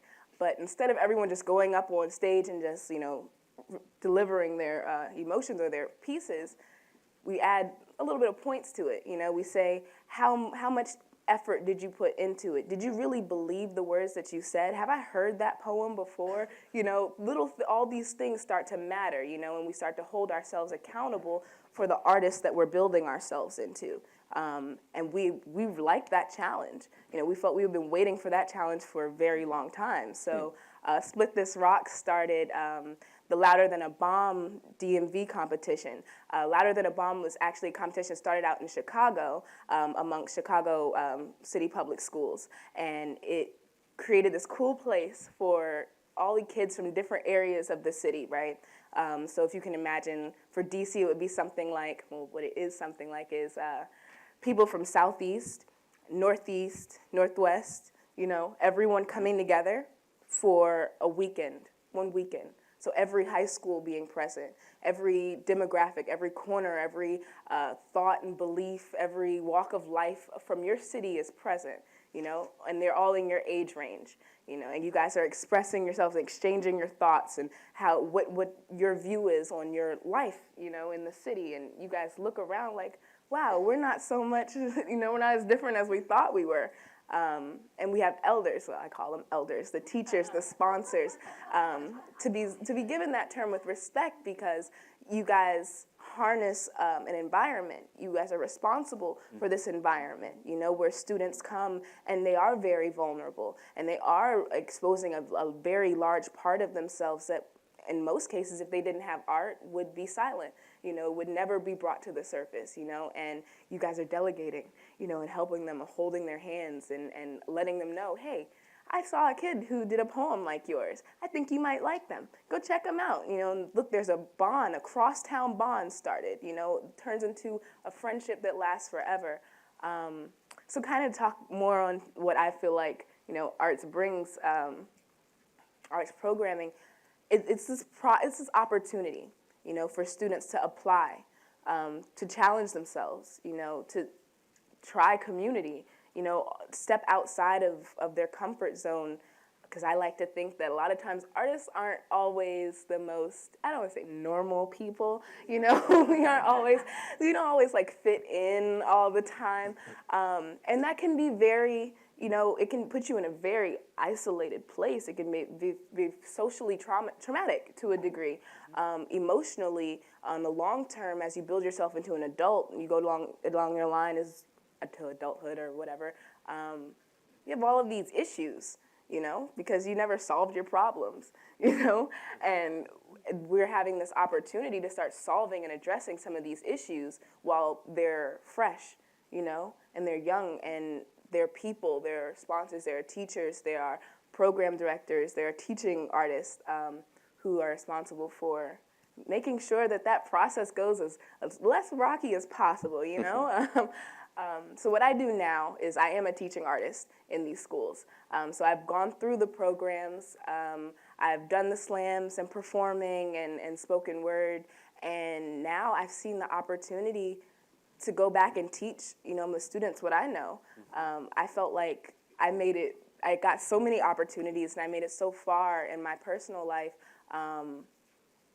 by just expressing myself, you know, by feeling these limits of bounds just fall off of me, that I felt the need. I don't know why there's a student in DC who isn't in a program, honestly. On a realer note, I am from DC. I'm third generation Washington, DC, Washingtonian. And I've grown up with students, with young people, with young adults from all over the city, from all over the country, who come from all areas of the economic ladder, from all areas of religions and walks of life, all colors of skin. And regardless of any of those things or how they differentiate, one thing we all share in common is that it's critical that we have something to do with our free time. Mm-hmm. It's so easy for us to get in trouble. It's, I mean, not kind of like funny trouble. I mean, the kind of trouble that doesn't allow us to come home ever again, you know. And as a youth in the last 2 years, I've lost friends, you know, in the streets and around in front of their homes, you know, in front of their neighborhoods. And I think to myself oftentimes, like, if they had programs, if they had a sponsor, if they had a mentor, if they had somebody who could keep their mind or keep them busy on something else, would they still be here, And so I feel that's the severity and that's like the demand, and that's what we do here. Thank you for that.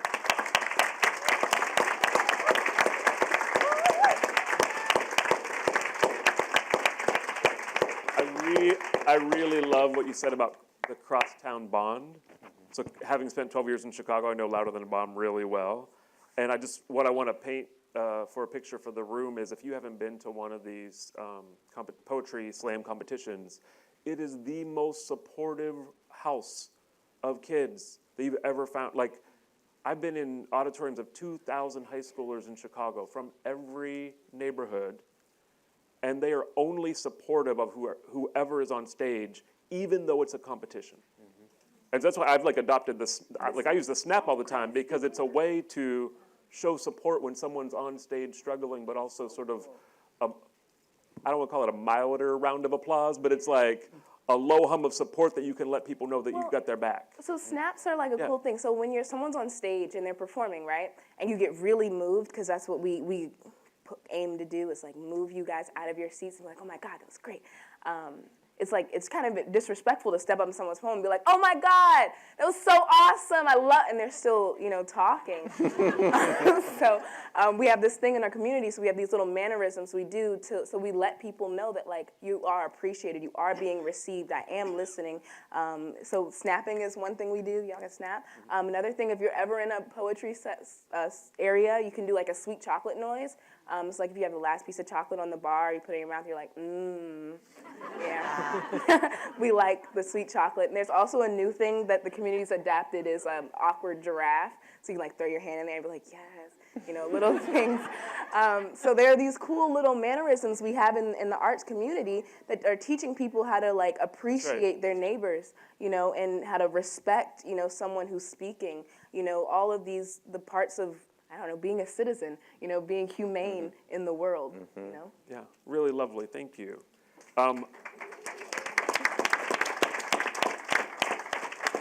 Rona, I think we need to find some kind of cross-collaborative project for us to work on, because these guys are such rock stars, and I feel like we could tackle anything. We're going to get to a couple Q&A in a moment. I'm going to start to once again knit together this conversation, which I think is already really connected. But you're hearing from different perspectives about really the necessity of the arts in everyone's lives. And I was thrilled that Jane Chu talked about our Any Given Child program here in DC that has really been a work in progress for many, many years. We have a unique window of opportunity for every sector of the community to come together and say, how do we prioritize arts education in DC?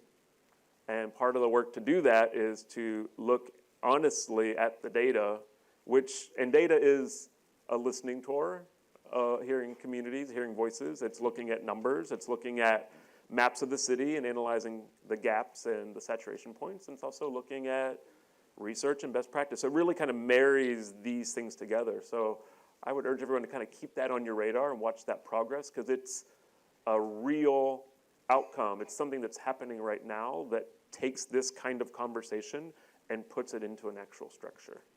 And I think, if I add anything to this conversation, I get so inspired, but I also laugh. When I worked in school districts my whole life, right? Well, when I worked at central office, they mostly needed me to be the creative individual, right? Bringing a different kind of solution to a problem, and then put that creativity into a structure. But now at a performing arts organization, they only need my structure. But for those of us that are sort of the structure heads in the house, that is important too. When I hear Nathan talk, when I hear Aisha talk about the systems, the networks, the role of mentors, that the building of those constructs is also an art form and really critical, because you need all of us working in concert, right? Mm-hmm. So a couple minutes for questions. Anyone have something that they want to direct to the whole panel or to somebody individual? Feel free to raise a hand or stand up. Oh, great. So we have a couple mics. Yes, Jenny. So if we can get a mic to come around to the second row in the middle, thank you so much.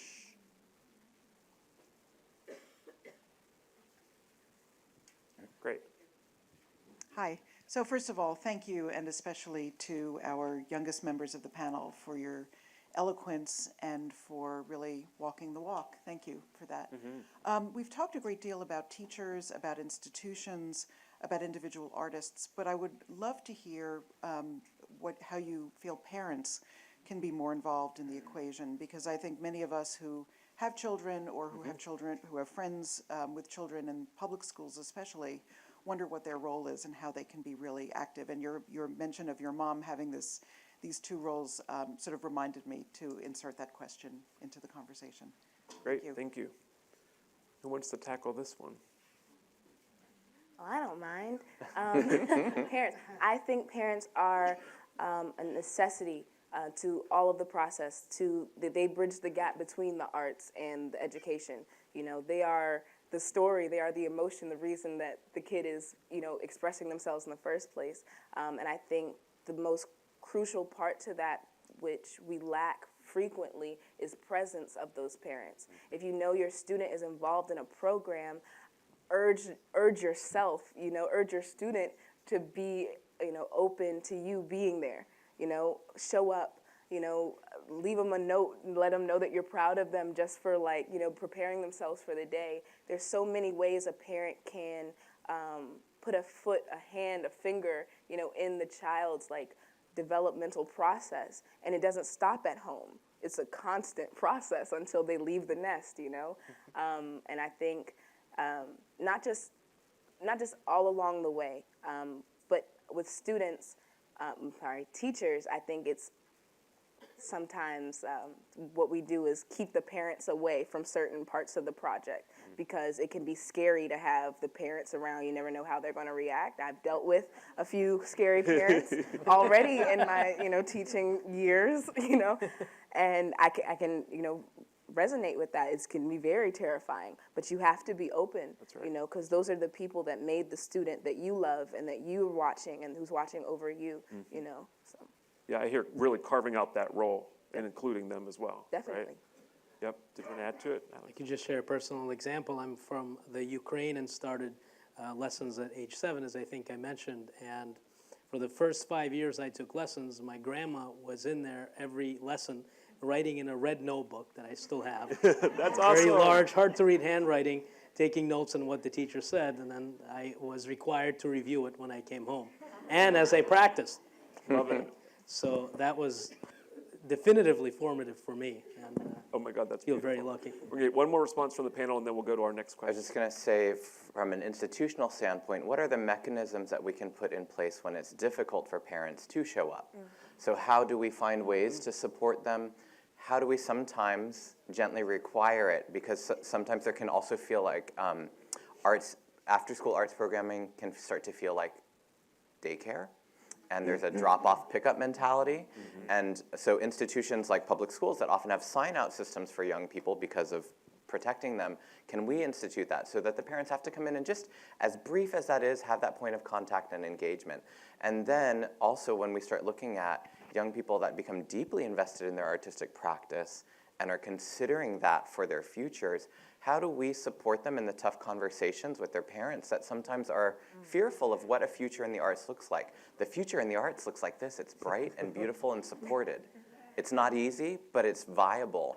And so I totally understand. My parents were not sold on it for years. Even when I was making money as an artist, they still were not sold on it.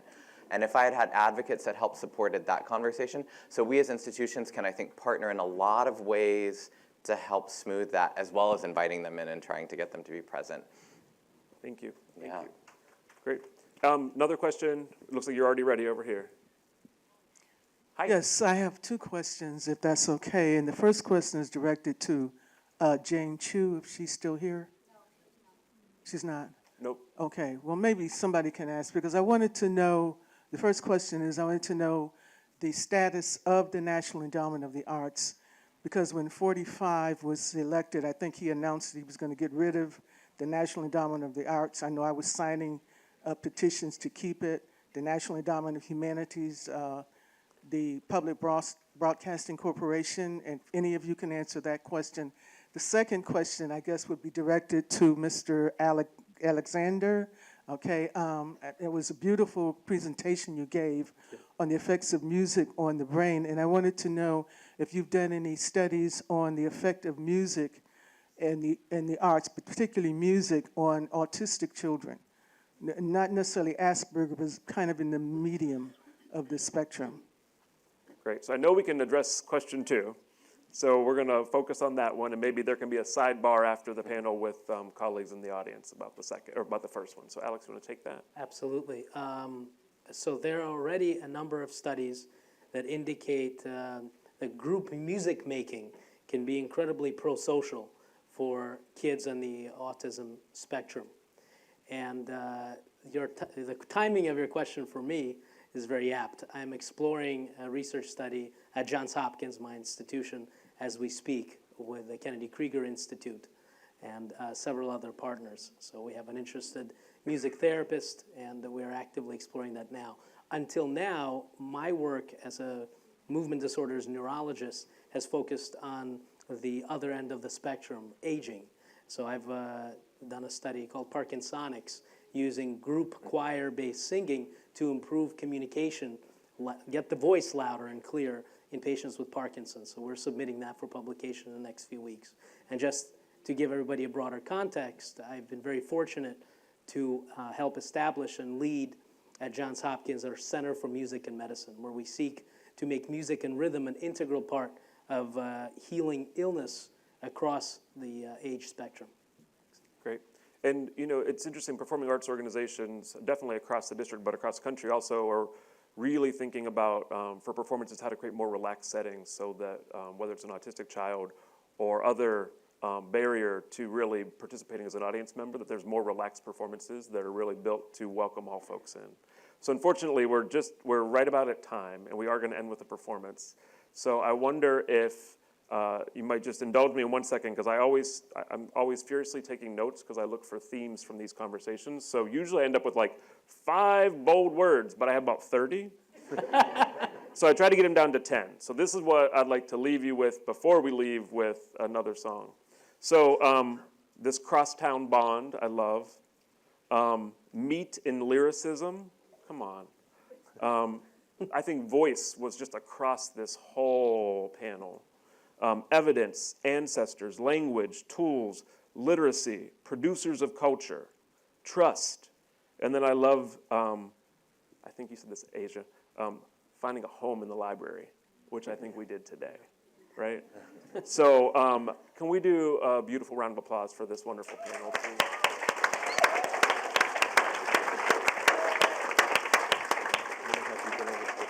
And we'd like to give a thunderous round of applause for Jose, who's going to play one more piece for us. So thanks again.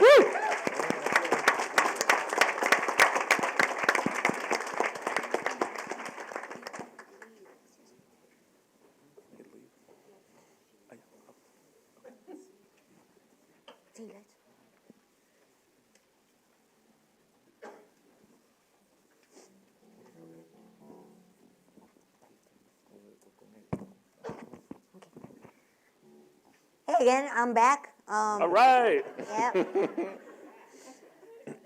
Okay, so I will play one more piece for you. It's one of my compositions, actually. Great. So this one is called City Lights. Hope you enjoy it.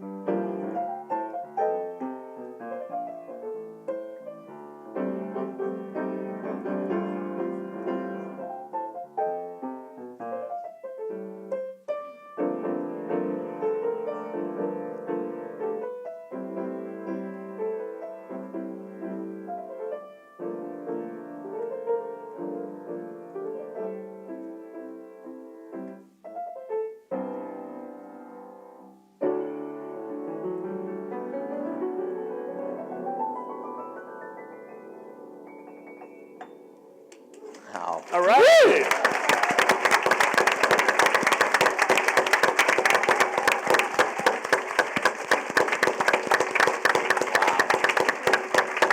Thank you.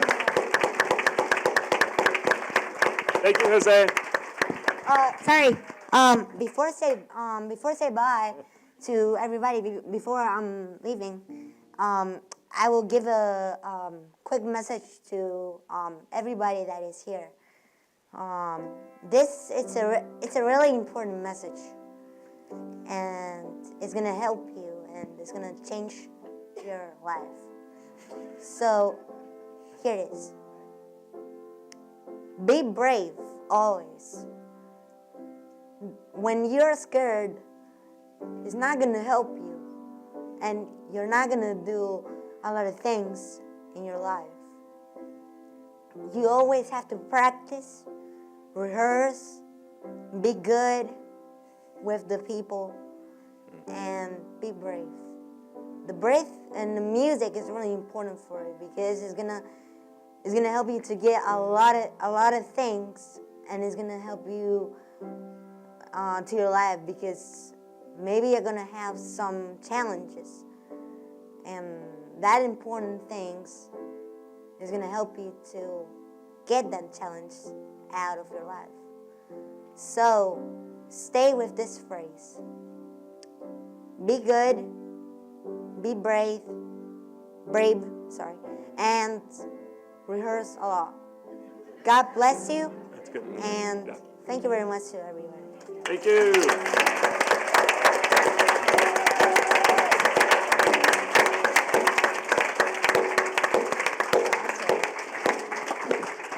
So we're gonna Thank you.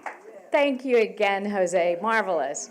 So we're going to take about a 30-minute pause, but I don't want to call it like a break, because when Sue was speaking earlier and enticing you a bit about all of the treasures and magical things that are in the collections of the Library of Congress, we have a few of them next door. So in the room right next door, colleagues of ours from the American Folklife Center, which is part of the Library of Congress, as well as our music division, as well as our prints and photographs division. They brought some examples of the library's artistic collections. And I really, really hope you'll take some time to stop by next door, take a look. The restrooms are right around the corner near where you came in. And please be back in your seats right at 11:30 so that we can get our second panel started. Thanks. Now we're just about ready to start with panel 2. But before we begin, I just wanted to acknowledge the former chair of the Arts Commission, Ann Ashmore Hudson. Can you just say hi? Thank you. It was through Ann that the arts education policy that we started 10 years ago came to fruition. So thank you. And now, without further ado, we will start panel 2.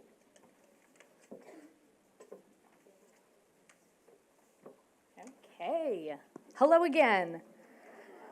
You always hope that after coffee and stretch time, folks come back. So thank you for coming back. Appreciate it. So I'm Leanne Potter. I direct educational outreach here at the Library of Congress. And a couple of months ago, when Rona and I started brainstorming what this symposium would do, we agreed that it should answer essentially 4 questions. Well, maybe 3 questions. I'll get to the 4th. We thought about why, we thought about how, we thought about what, we thought about all those good questions. And as far as the why goes, what we were thinking about was why arts education matters. And I think our first panel certainly did an excellent job addressing the why. Our hope with regard to the what was that some of you would be thinking, what does the Library of Congress have to do with arts education? It's not immediately the first place we think of when we think of the arts.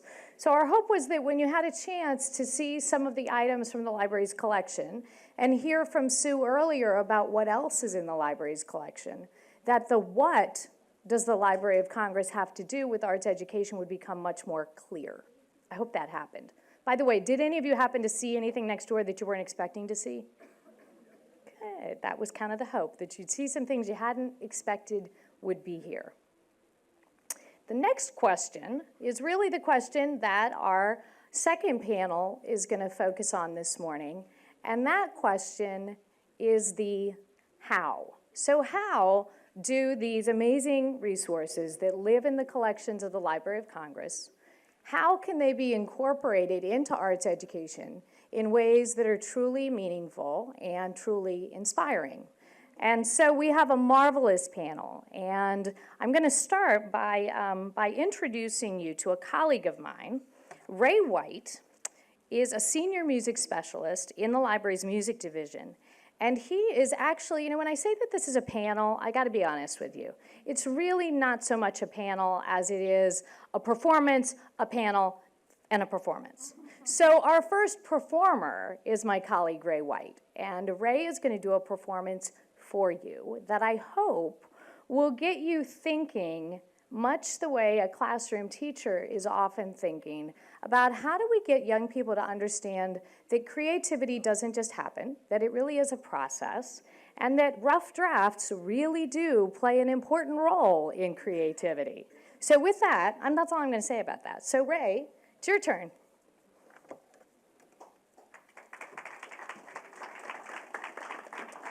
Thank you very much. What I'm going to offer up in the next few minutes are materials that are housed in the library's music division. They're among our great treasures, and they do demonstrate the creative process at work. Now, perhaps many of you may be familiar with the song My Favorite Things from The Sound of Music, and perhaps the sound that runs in your brain when you hear that is Julie Andrews singing it. But suppose she sang this, which Oscar Hammerstein wrote before he wrote what you probably remember.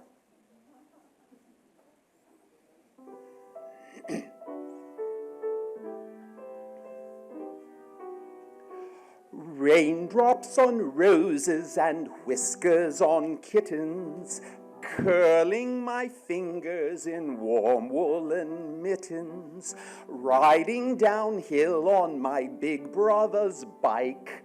These are a few of the things that I like. Oscar Hammerstein was on his way where he was going, but he was not there yet. Also from the same show, there's the famous song called Do, Re, Mi. And Oscar started out with this idea that he was going to find some word to make each of those syllables into a phrase. And this was before he quite arrived.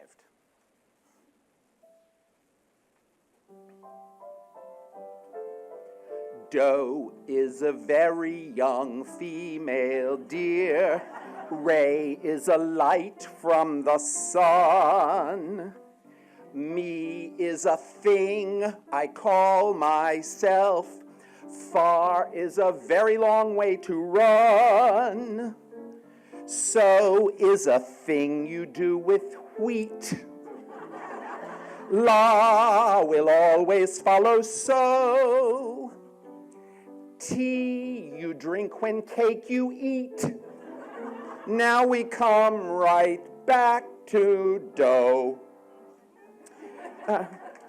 You sort of have to figure out that when you get so, it's sowing wheat. I don't know who would necessarily have thought of that.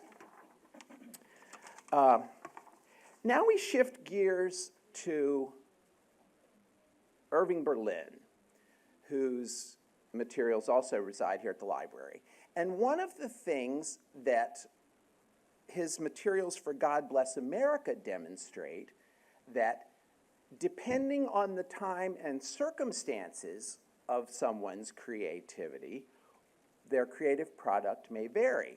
Now, the short story about God Bless America is that it was originally written during the closing months of World War I. It was part of a all-soldiers review called Yip Yip Yap Hank, which was at Camp Upton at Yaphank, Long Island. And this was going to be the last song in the show. And so he wrote this thing called God Bless America. Well, he ultimately decided it was too anthem-like to be the end of this vaudeville show, so he put it aside, and he came back to it in 1938 and revised it when circumstances had changed. But this is what he first wrote.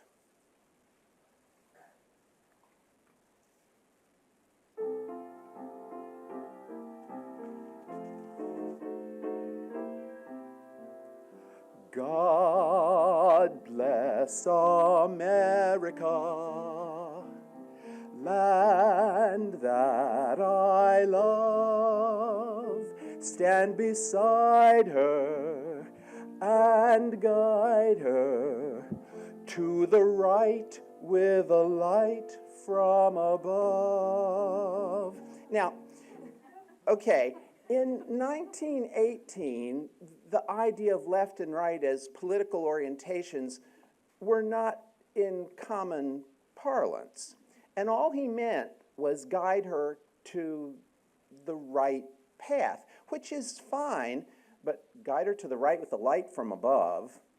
And then he decided, 20 years later when he's fixing it up, it became guide her through the night with the light from above, which is just plainly better poetry. So there went that change, but the song keeps on going, and it continues like this. Make her victorious on land and foam. Now, the part you were running in your head was probably the mountains and the prairies and the oceans white with foam. Well, that didn't exist in the early one. Make her victorious because the United States was in a war at the time. But on land and foam. Foam has to rhyme with home. I get that part. But then he, in 1938, went back in the mountains and the prairies and the ocean's white with foam. Okay, that's an acceptable line. And but then, so we got the foam and the home, and then he finishes up with this end, which I find a little bit musically awkward, dare I say it. Ready? God bless America, my home, sweet home.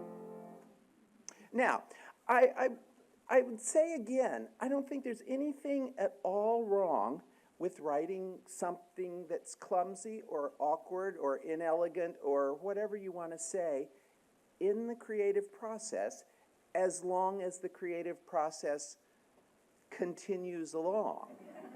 And it gets where it's ultimately going to go, which points out to me that music writing is part art and part craft.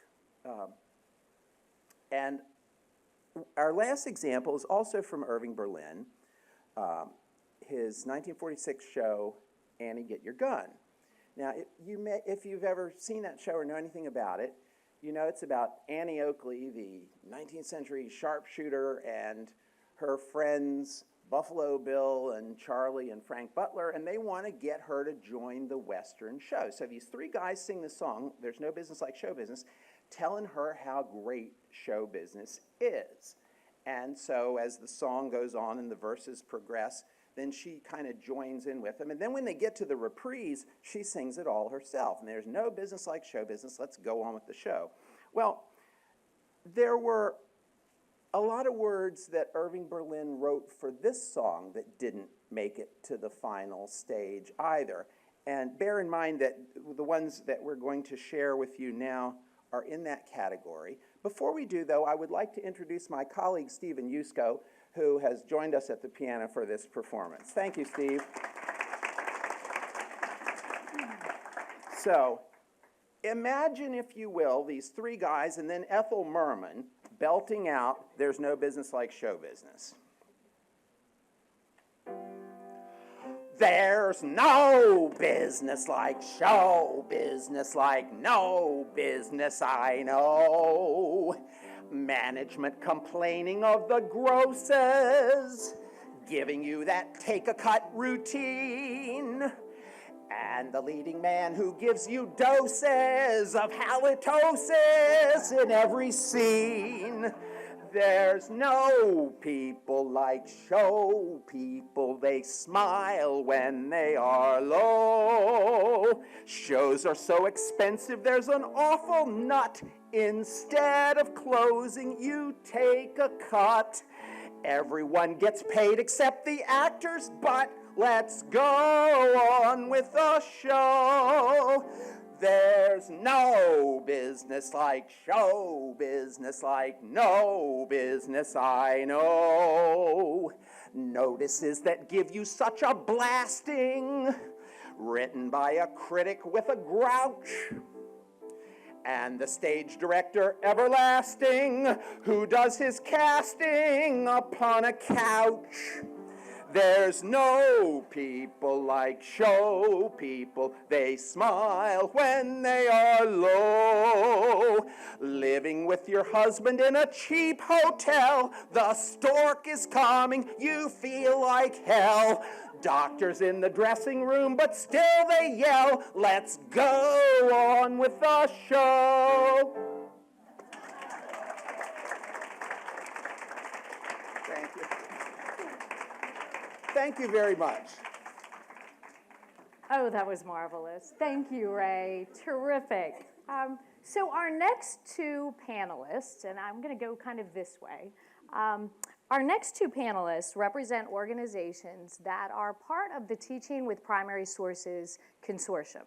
And for more than 10 years, the Library of Congress has been receiving appropriations from Congress that have been directed to the library for us to redistribute as grants to organizations to develop curriculum and to make available professional development opportunities for teachers.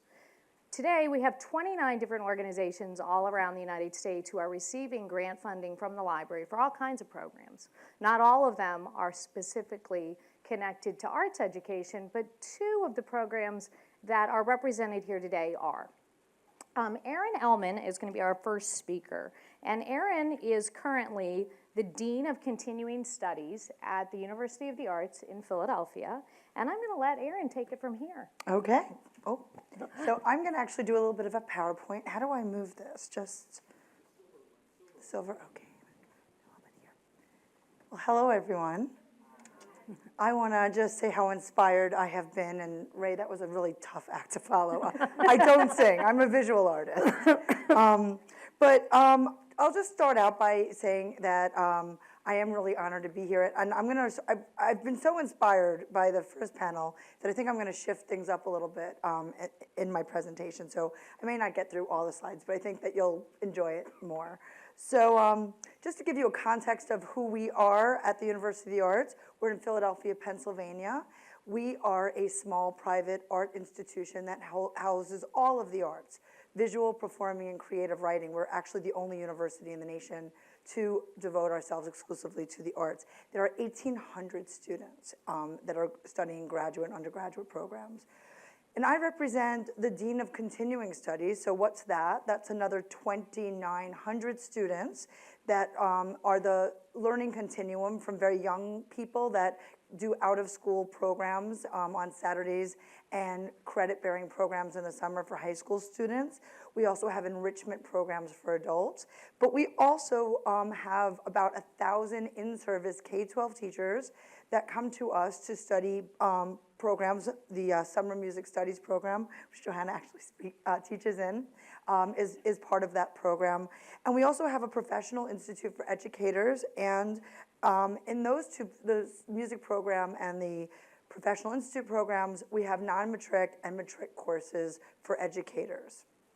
And so in that program is the Teaching with Primary Sources program. And just to give you a little bit of a history, back in 2010, we saw an RFP for an organization to deliver opportunities to develop curriculum and professional development experiences for K-12 teachers. And one of my colleagues saw it and said, Erin, we have to apply for that.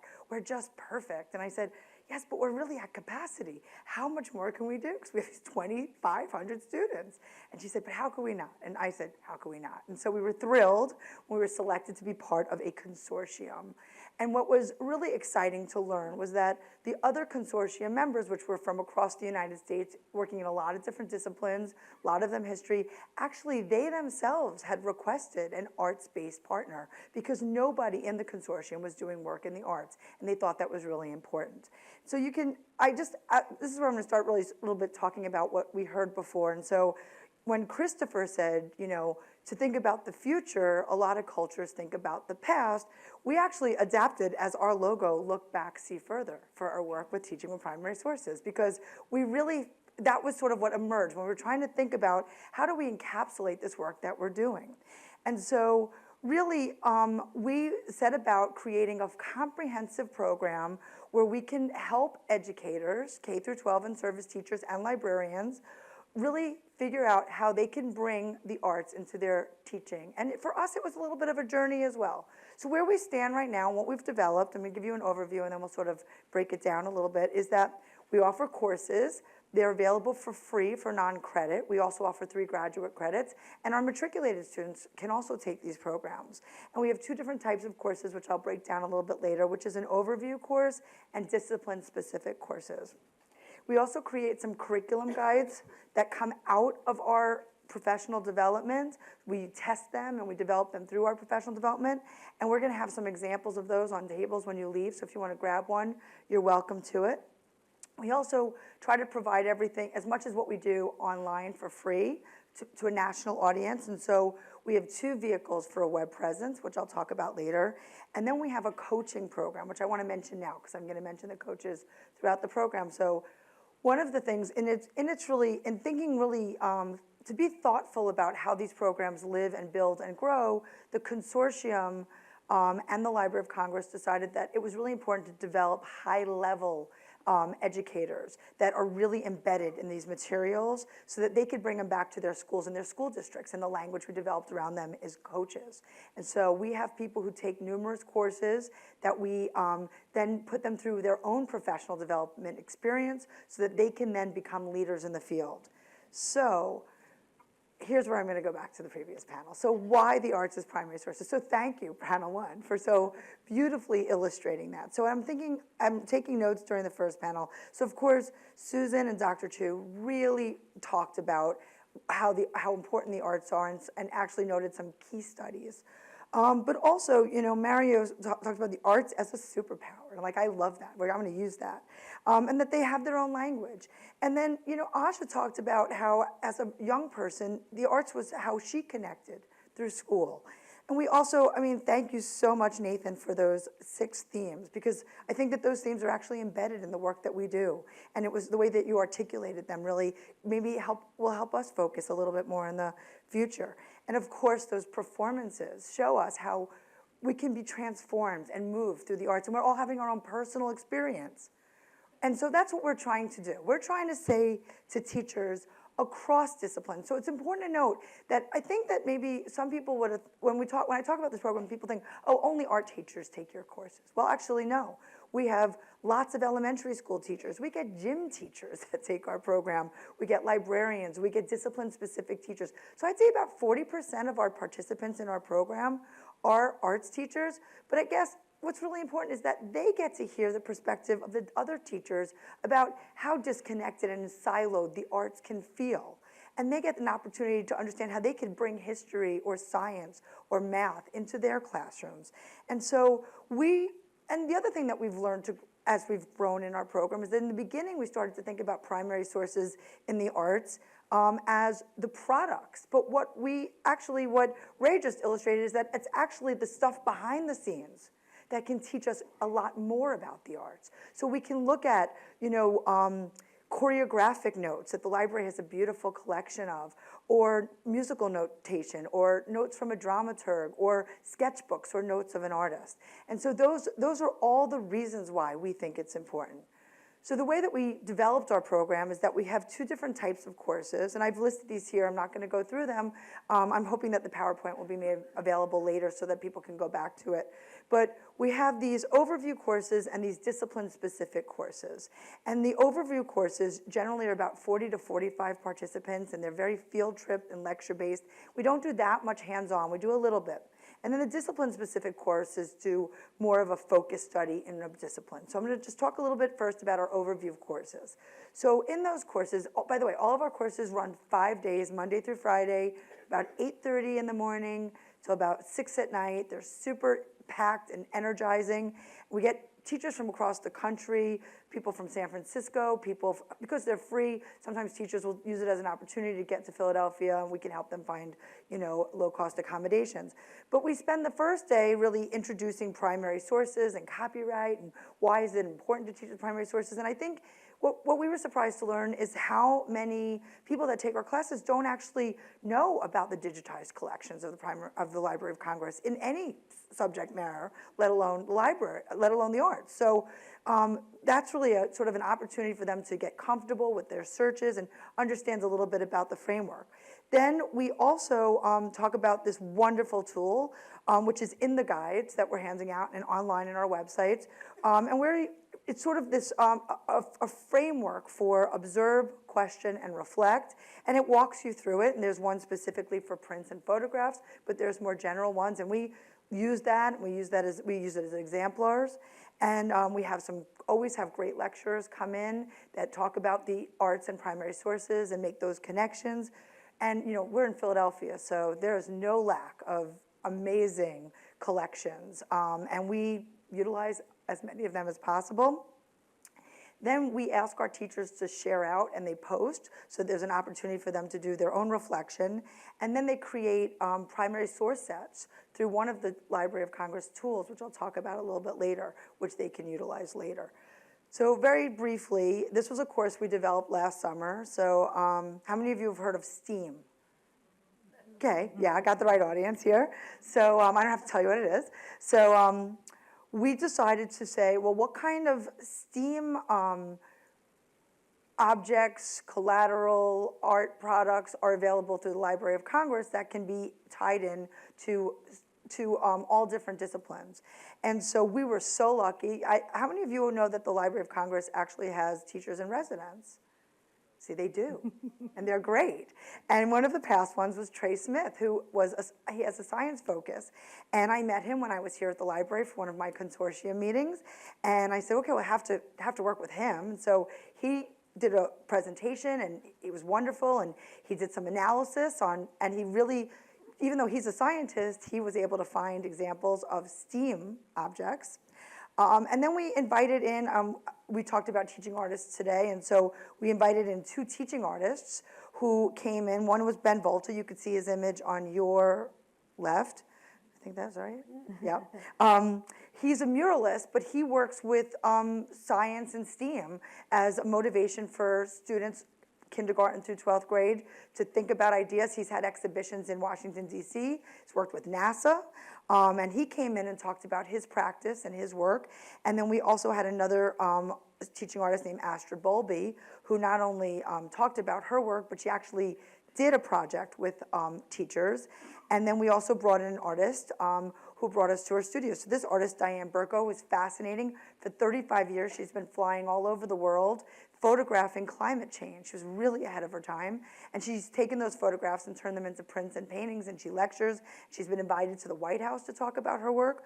And so we had all of these artists in, as we also visited lots of primary source locations as we keep visiting the library's collection online. And so that's an example of one of our overview courses. I won't talk about this one because it's not there yet, but just a little plug if anyone wants to join us. This year, we're developing another new overview course called City as a Primary Source, and we're looking at urban planning, architecture, and cartography. And we're reaching out to people across those disciplines to develop that curriculum. In our discipline-specific courses, we do a deep dive. And so, again, it's 5 days, and what that looks like is that first day is that, what's a primary source? How do we use it? What's online? What's in the collection?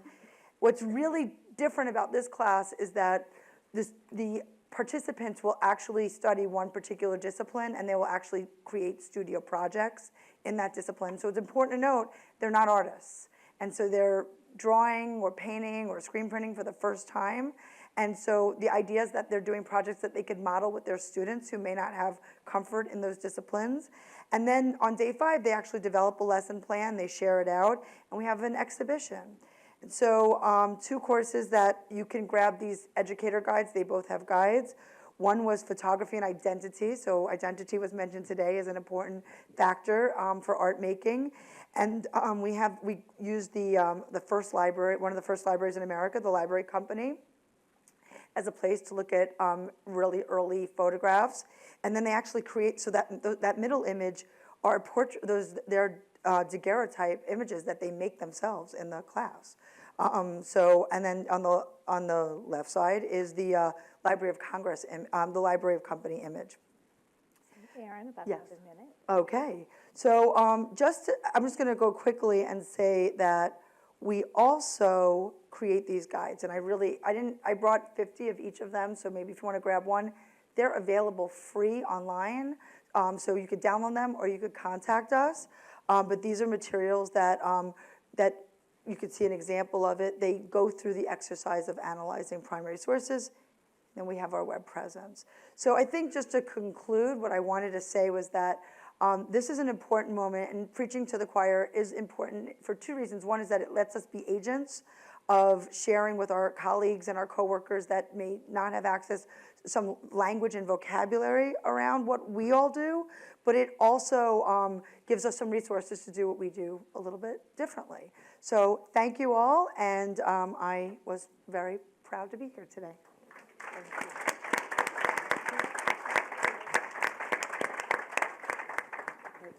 So I mentioned our Teaching with Primary Sources Consortium, and our next speaker comes from another one of our consortium member organizations, and that is the National Association,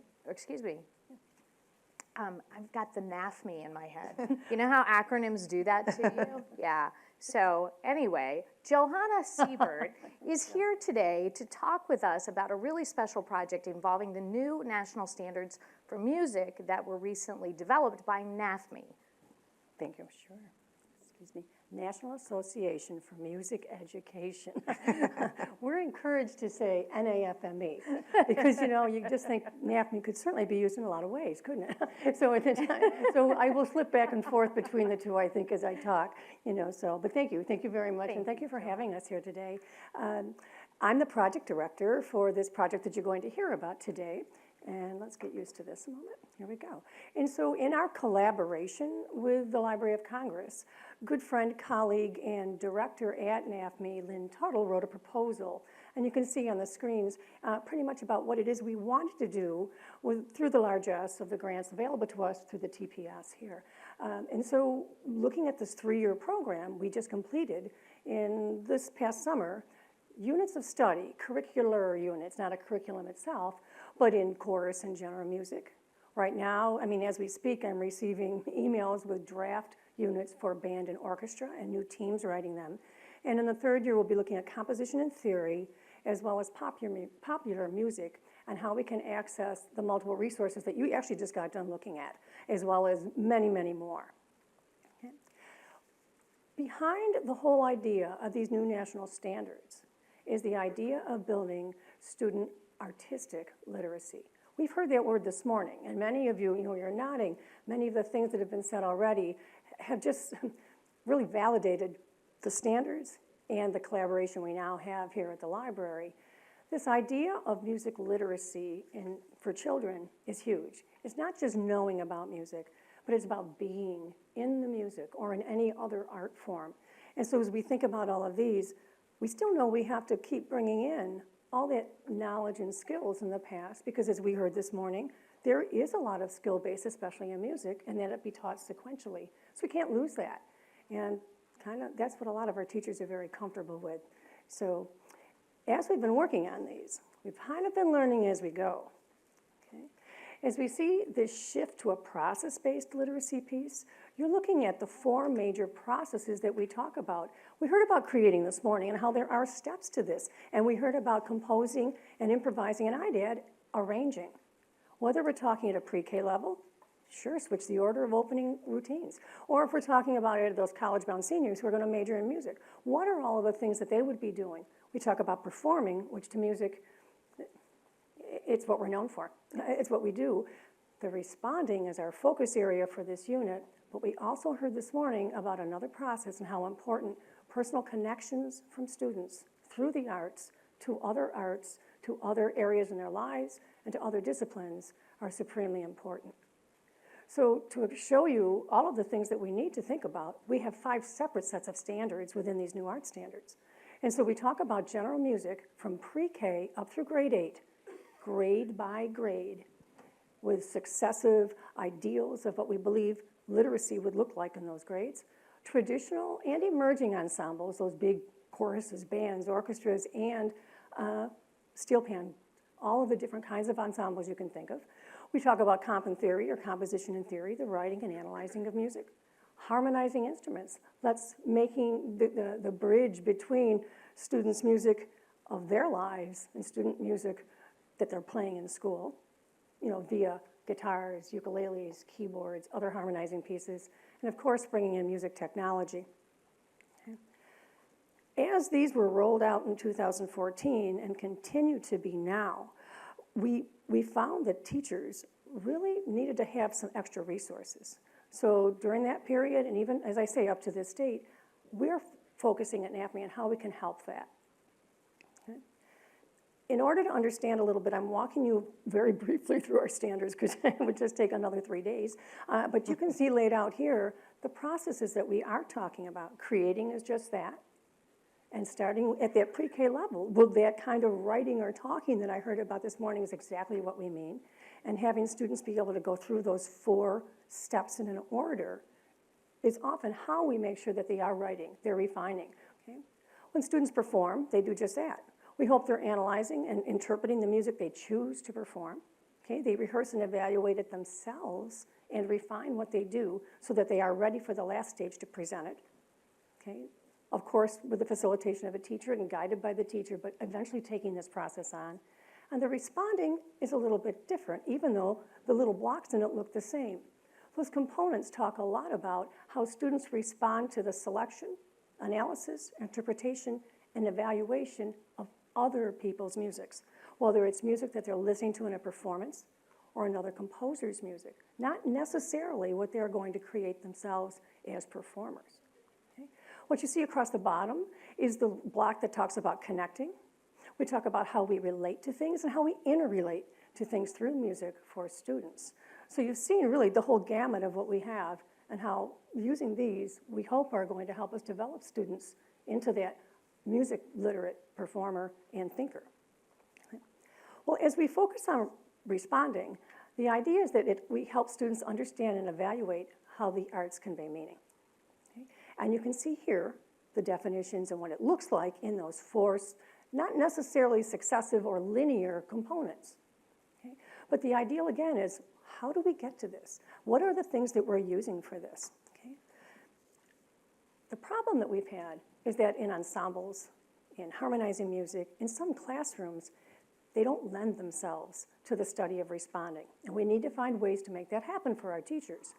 These are usually heavily based on skills, instruction, development, maintenance, and all of those things. And so where does the talk time come when we respond to music? Okay?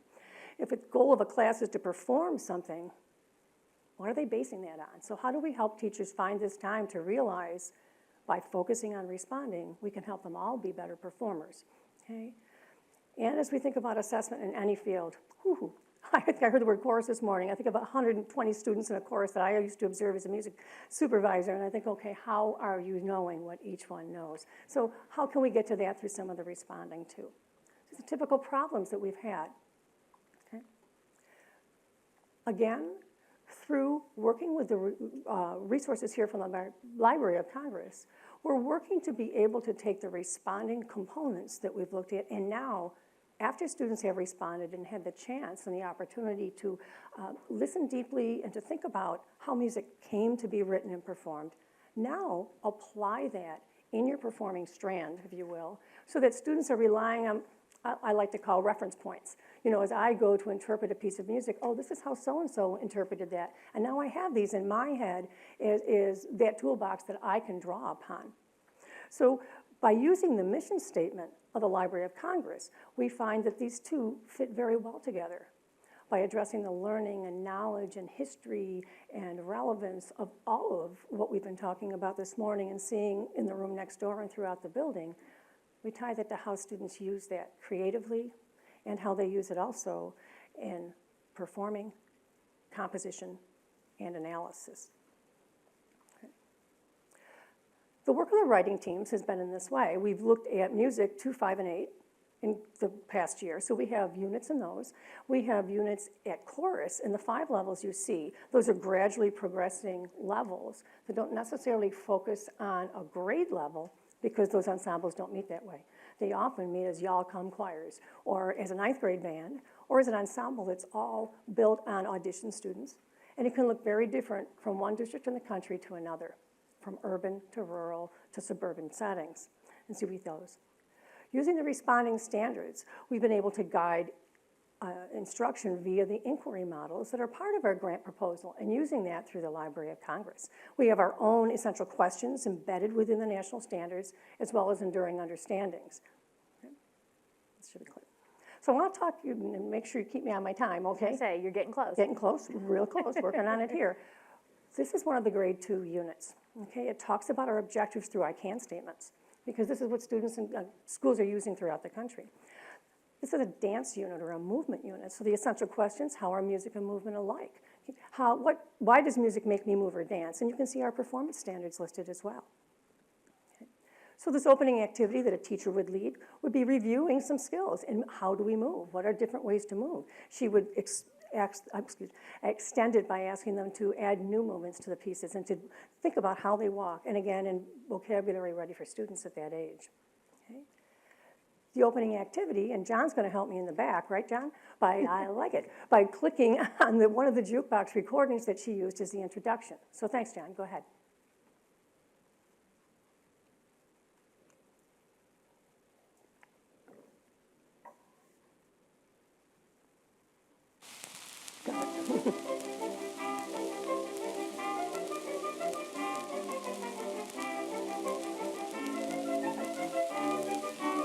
Good. Thank you, John. So we'll keep it short so you can hear that, but you couldn't imagine second graders reacting to that.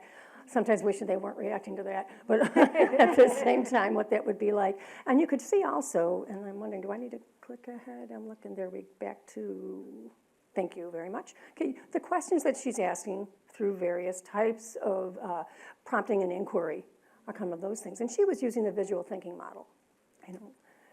In chorus, it looks a little bit different because in chorus, we talk a lot about what could this be like. So this intermediate level now, for the most part, are usually middle school students. Depends on when they start chorus in a district like yours or somewhere else.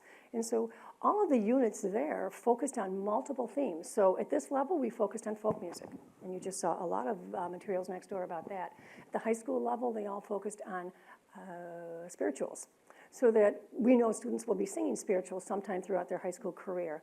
They use the Socratic Circle as an inquiry model, okay, and then includes outside work. And I'm not going to click on the link now, because I think what I'm going to make sure is that you have access to this PowerPoint and it'll be embedded for you. Okay?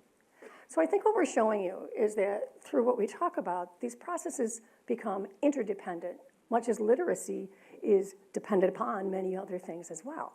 So as we look at the processes you see here, okay, we know to truly build understanding that we want students to be able to transfer what they've learned to new situations and new learnings and experiences so that their learning continues to grow. It shows us more and more the rigor of what we can accomplish by going through stages like this and connecting some of those responding artifacts, lessons that in turn will help students focus on their own performance and make all of their ensemble work even stronger. We've piloted the units. Okay, you can see on the screen that one of the things we were worried about was that time that this would take in choruses and large ensembles. And the person's testament here talked about how she could fit these right into her daily routine. And the units show that. Okay? General Music found that the students loved it. And one of the comments they made, you will understand because you just heard the run, run, run example. They often talked about liking that old school music sound, thinking that's how we all learned music were through scratchy recordings and everything. So a little discography gets taught too at the same time. Okay? These units we've made available to everybody, much as my colleague at UArts was just talking about having people enroll in those courses. We recently presented our grade 8 general music unit at the National Social Studies Conference. I watched a colleague who was presenting with me, and we were meeting in a poster session, and she's got a little notebook out, and she's saying, oh, what else would you like? I go, whoa, whoa. She's starting to take down requests for different periods of time that social studies teacher wanted units on so they could connect it to music, because they knew that's how students would learn and listen, and they were doing it already. So I guess we have a few more things to think about in this next third year as we start writing these. The units are available at that website, or just go to nafme.org and watch the headers that go by and click on it, and you'll see the curricular units that you can link on and use. Anybody can use these. You don't need to be a member nor a music teacher, so I hope you do. Okay? I guess we're going to wait for questions for a little while, so I hope to hear from you. Thank you very much.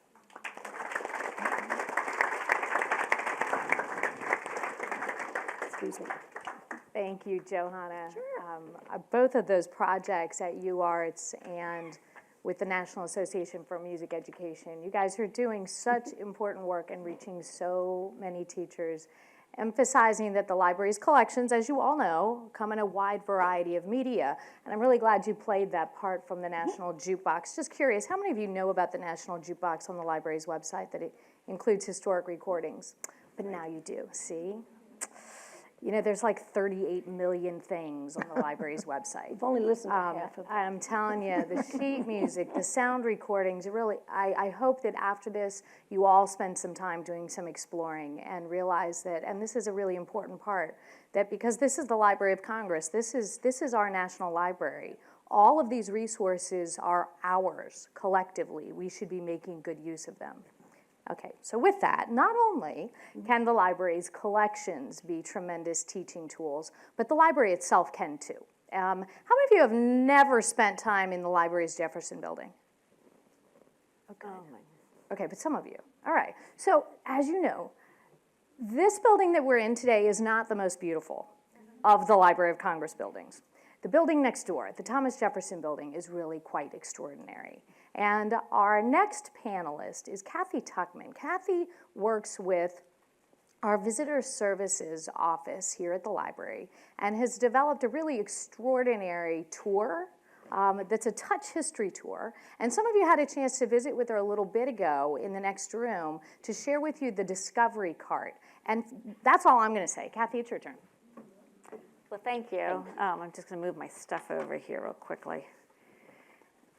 So my name is Kathy Tuckman. I'm with the Visitor Services Office of the Library of Congress. In this past year and a half, I've had this fantastic opportunity to work on two projects, and a lot of you may have been able to see some of the projects I was working on. The first one is the Explore the Building Cart, which we had out earlier. The Visitor Services received this fantastic box of original materials that we used in our construction of the building. My colleague, Megan White, and I worked on this cart together. We went from researching everything from how bricks were made to how the coring methods of granite and marble, so that way we could interact and have all the answers, or try to have some of the answers at least for our visitors. What is a CART program, you might want to know. The CART program is a way for visitors to come to the building and interact with us in a totally different way, where they can get hands-on, feel the original pieces of the building, and they can ask questions. A lot of times people come up and tell me they were a third-generation carver. They want to share their experiences as well. So it's a really fantastic experience. Docents are trained on the CART material. They have gone through a training program. They have a wonderful manual, and so we're there to support them. The other project that I was lucky to work on this past year was our Touch History program, which is our tour for the blind and visually impaired. We at the in Visitor Services have fantastic tours. We offer constituent, public, reserved tours throughout the day. Our docents go through a 10 hours a week, 15-week training program for a total of 150 hours. And what that is, just to share with you, that this is a well-developed, well-researched tour. It's not just thrown together quickly. The docents that are chosen to do Touch History have been docents for at least 1 year. They are not completely new to the program. The Touch History, we enhance verbally our normal tour. So we give great history, that's similar, but then we go into a more descriptive ability with the building, give people an opportunity. We also reached out to the architect of the Capitol and let them know that we were working on this project, and they were incredibly generous with us. We have the best. So many of you saw, I have an original brick here. A lot of people don't know that the Jefferson Building really is a brick building. 22 million bricks went into the construction of this building, but you don't really see them, so people don't realize that. So I have a brick, you can feel it, it's quite heavy. I also have a piece of the granite, because the exterior of the building, we have like a cross section. So you have the granite is on the exterior, we have the marble, the brick, plaster, and then of course the marble. If you've been in the building, you've seen that we are marble. That is just like the icing, like the on the cake there. It's marble cladding. And this allows visitors, when we're doing a Touch History tour, I can hand these to our visitors. They can feel them, they can interact with them, feel the coolness, the smoothness of the surface. If, depending on their visual ability, they can maybe want to reach up and look at it more closely. That tour allows that for our visitors. I want to back up a little bit also, because I want to talk a little bit about the ceiling. The architect did this for us, which was fantastic. I have some original pieces of the marble mosaics, which I didn't bring over with me on. But the architect did, if you've been in our building, you see 3 of our alcoves are mosaic ceilings. And the architect put them on a wooden base so that we can hand these out and let people, let our visitors feel this, get a real sense of what the incredible artistry that was involved in doing these ceilings. So that's just a little bit about the why and how we did it. We also, besides working, I went to a lot of museums to see what they were doing throughout in New York and here in Washington. We researched online to see what best practices are in the museum world on doing tactile tours. Luckily, we have a fantastic EEODP division here, our Equal Opportunity Disability Programs, and we worked with Lorena Bradford from the National Gallery of Art and had a wonderful review with her. So let me tell you about, I told you that we do a descriptive. So let me, if I can, this is going to be fun. Let me give you a little bit of a tour of going into the building. If you've never been in our building, this will be exciting. So the Jefferson building, the Library of Congress was created, let's back up, 1800, correct? And our first 97 years were spent in the Capitol. That's where we began. Then the librarian at that time could see us expanding our services and wanted a larger building, so Congress appropriated the funds to build the Jefferson building. So let's talk about the Jefferson building. You walk up the grand staircase, you come into the building, into the first alcove, which is the alcove of Minerva. Minerva, there are 4 alcoves that surround the Great Hall. The first one is Minerva. You walk in there are the 8 pairs of Minerva, goddess of wisdom and defense of war. From there, we walk through one of the 3 arches into the Great Hall. The building is fantastic in its symmetry. What's done on one side is equally done on the opposite. If it's on the left, it will be equal on the right. I love this building. So we're now standing in the Great Hall. Let's orient ourselves. We're in the Great Hall. We hear lots of sound. It's really noisy. The Great Hall is called that because it is pretty large. It's 50 feet across, and it's about 43 feet from front to the next set of arches. It's 75 feet to the ceiling. So it's quite large. From where we're standing, if we were to look up, we can see up to the mezzanine level. And there is a marble banister that runs all around. So this The mezzanine level is available to us, the sound of it, so it's quite loud. Right, and on the left-hand side of the Great Hall, we have the grand staircases. These are fantastic. They're about 9 feet wide. They go up to the second level, and of course, on the sides of the staircase, we could have left them plain, but why would we do that? This is 1897. Why did we want to do that? So we have these fantastic sculptures going up the sides, and they are called putti. A lot of people refer to them as cherubs, but putti, they're like little babies. We have 4, then it has a landing, and then 4 more. So we have 8 on the right, 8 on the left. I'm only going to talk about the 4 on my left, if we're in the building. No. That's just a, yeah. When you're going up the side, the putti are in little, what I would call like a window, like a little house. There are 4 of them, and they're lined up next to each other. The first one is sitting there on his knees facing us directly. In his right hand, he has a rake and a hoe. In his left hand, he has a watering can. And we can actually see the water coming out of it. So he would be our what? So our gardener, correct? Next going up to would be our, he has an angle to us, this next little putti.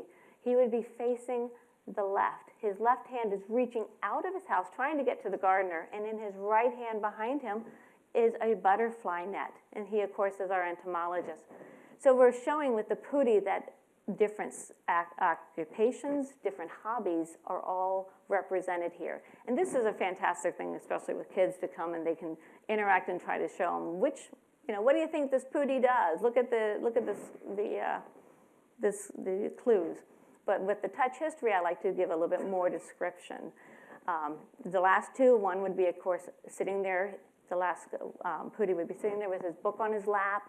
His head is down, and he's studying. He's our scholar, because we, of course, have to have a scholar. And last but not least on this group would be our printer, because where would we be at the library without the printing? So we have those on either side of the building going up. And it's a great opportunity to be expansive in our description with our visitors who have visual impairments, and also with kids when they come into the building. We can bring the building to life with them. Last thing I want to mention about the Great Hall. Did I mention that you can park about 10 cars in the floor of our Great Hall? That's kind of a fun thing to mention. Gives you a sense of the size. Across from us, I told you about the staircases, but directly across from the arches that we're standing at, we have 3 more arches. And I need to mention the 2 in the middle arch. We have the scholars, the young and the old scholar, and those are important to mention. They stand 6 feet in height. The young scholar who is on our left-hand side, he's actually leaning into his left arm.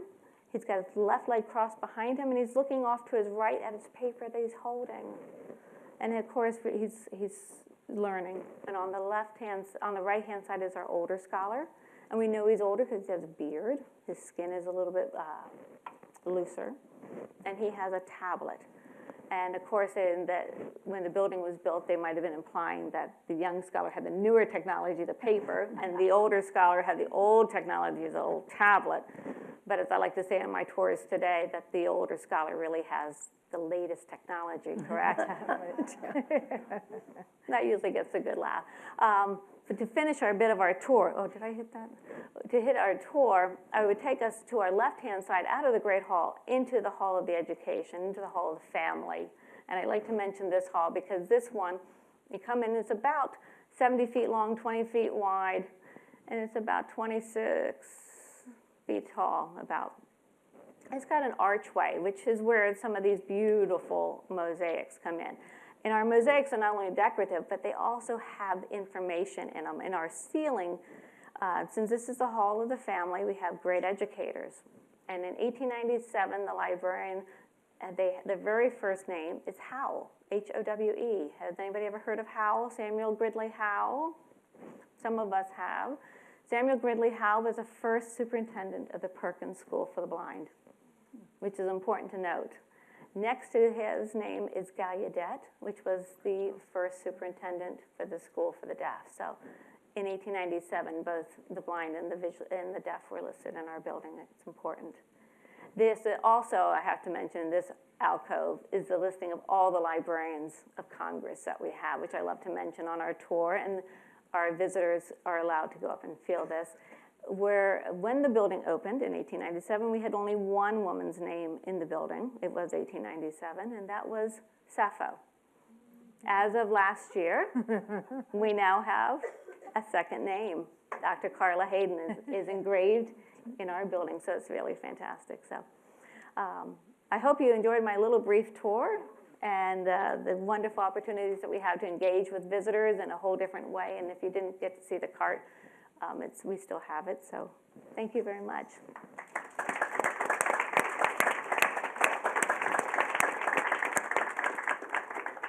Thank you, Kathy. So the Thomas Jefferson Building that Kathy's been telling you about welcomes about 1.5 million visitors a year. And a few thousand of those visitors make their way into our Young Reader Center, which is also a part of the Library of Congress. And every Friday morning at 10:30, if you want to see something pretty spectacular, you can come to Infant and Toddler Story Time at the Library of Congress. And it's unlike any other program that happens here at the library. And you might say it's a little bit louder, and some might describe it as being a little more chaotic. But late this summer, early this fall, I was over in our Young Reader Center, and my colleague, Sasha Dowdy, and our intern at the time, Aaron Durham, who is a student at the University of Maryland, they were practicing for the upcoming story time. And, you know, story time always involves songs, and there's always a little bit of movement. But this was the first story time that we were experimenting with bringing some musical instruments into story time. And it was really quite something. When you're used to seeing a little bit of chaos and suddenly a violin is involved, 3-year-olds are mesmerized. And so I thought it'd be kind of fun to mesmerize you guys for a little bit today. And so I invited Sasha and I invited Aaron to come and share a little bit of musical story time with you.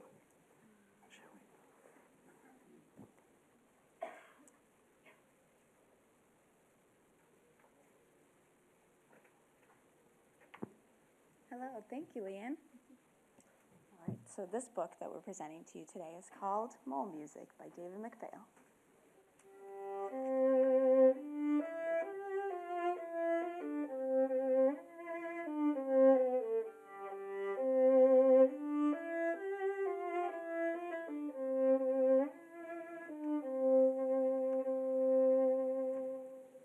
Mole lived all alone underground. He spent his days digging tunnels. At night, he ate his supper in front of TV and then went to bed. Mole liked his life, but lately he had begun to feel that there was something missing.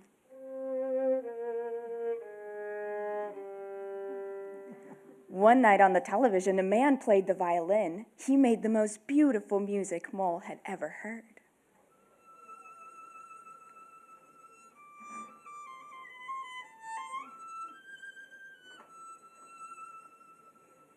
I want to make beautiful music too, Mole said to himself.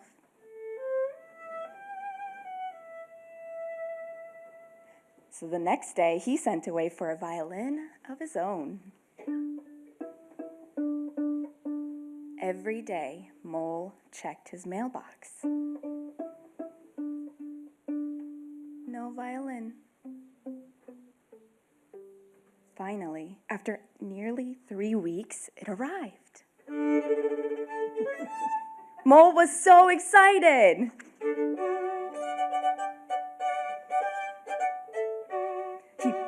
He picked up the violin and drew the bow across the strings.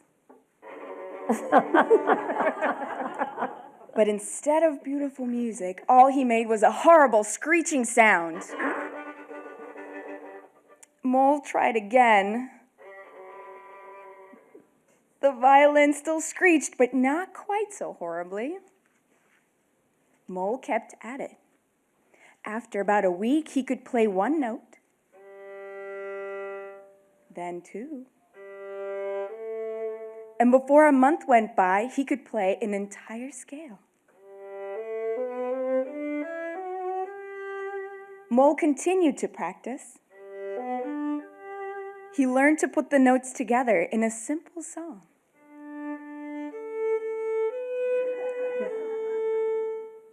Years went by. Mole got better and better. He was happier than he'd ever been.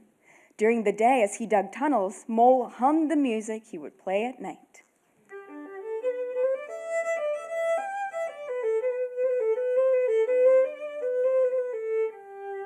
Now Mole played even better than the man he'd seen on TV so long ago.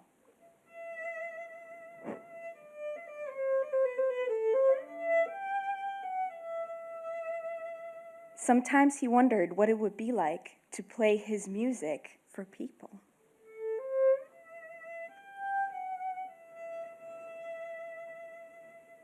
He imagined himself playing before a huge audience.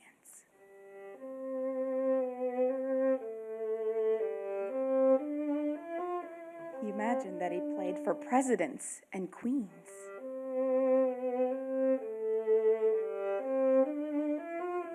He even imagined that his music could reach into people's hearts and melt away their anger and sadness. Why, maybe his music could even change the world.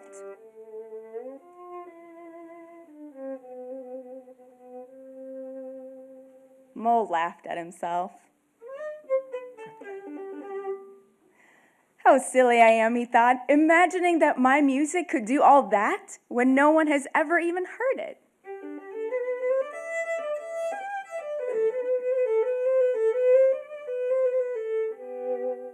Mole played one more song.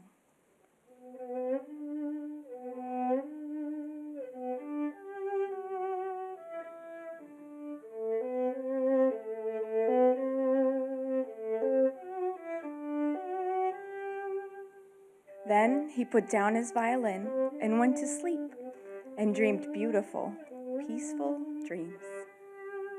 End.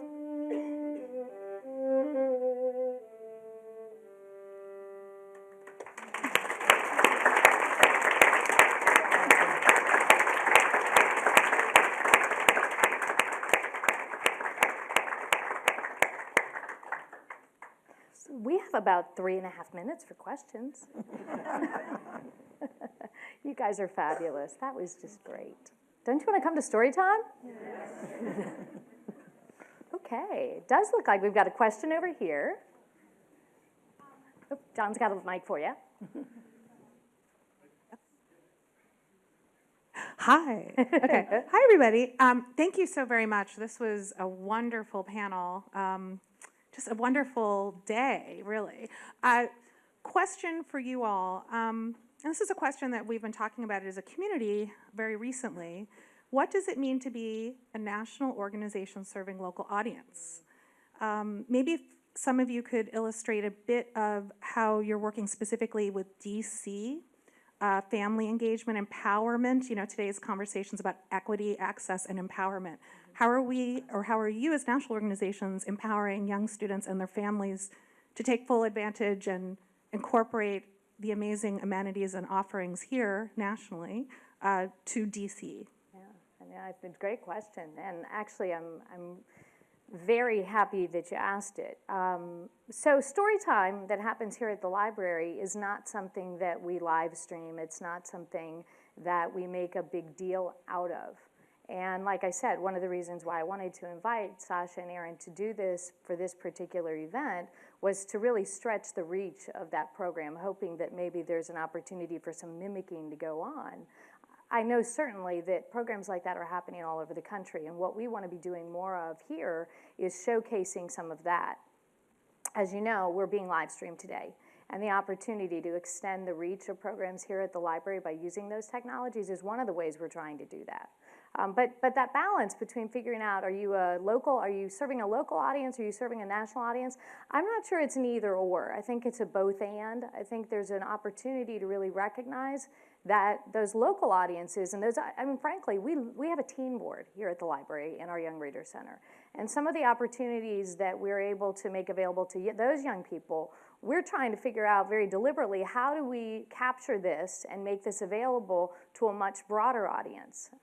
What we've done this year, something sort of new with that group, is asking colleagues from around the library to come to each one of their meetings and share with students some of the resources that are in their collections, so that the kids have a better sense of the enormity of the place. And we need to do that with a much broader audience. So I mean, it's both and. I would say in visitor services, we reach out quite a bit with a lot of our tours to invite in the different school groups. I mean, when we do specific tours in the exhibitions, like when we had the Magna Carta was here, we had reached out quite a bit to a lot of DC public schools and invited them in, and that was on a docent-led tour where so we do a lot of and reaching that out. 1.5 million visitors, they're coming from Yes. all over. Yeah, and our tours are available to everyone. I guess one of the things I think about is, and again, I based a lot of what I talked about today on the national standards and how the responding units being built from those, through resources here, were meant to connect to students no matter where.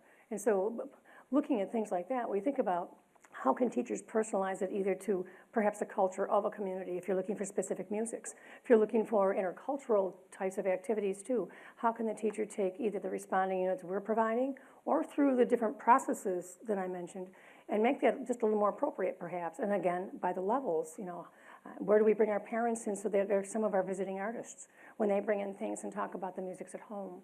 So I would suggest that they're meant to be interpreted so very widely when they were written, the standards that is.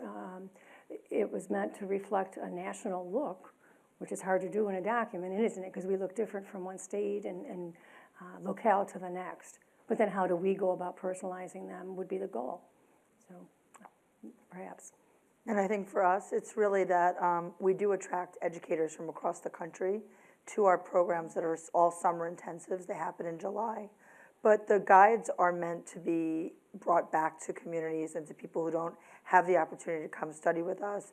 And what we're hoping to do is encourage them to not only explore the Library of Congress's collection, but to then find ways in their own communities, because no matter where you live, there's a historical society or there's a cultural center or museum.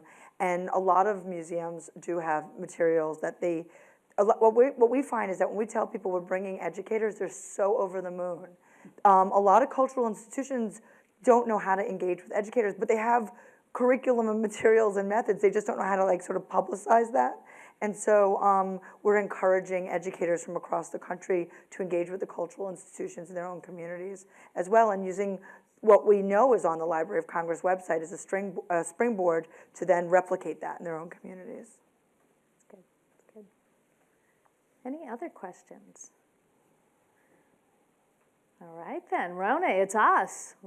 We could do some tap dancing and, and I'll start by simply saying thank you all. Thank you all for coming today. Our hope is that the conversations will continue, that some of you will stick around and have lunch over in our cafeteria and visit with each other and trade cards and come up with approaches that you might, yeah, great. And there is a question, yay. So I just heard you say that cultural organizations are struggling to work with teachers, and that you all have some program or something to help with that. Where is that? Well, we don't have any specific resources exactly to connect with with cultural organizations. What we have is a guide of how you can find materials that work with particular curricular areas. But we also have our website, which have resources and lesson plans, and you can call and connect with the people that are on our team that can actually give you some prompts and tell you how to walk into a cultural organization and say, this is what my curriculum is, whatever I'm teaching. What do you have in your collections? And we give you some tools to start with what's on the Library of Congress collection so that you know what's there, and then you can say, well, what can my students look at that might be relevant to our own community? That's good. That's good. Yeah. I just wanted to add on to that, especially when we're talking about equity and access and how educators can benefit from all of these tools, but then actually take them down to the local level.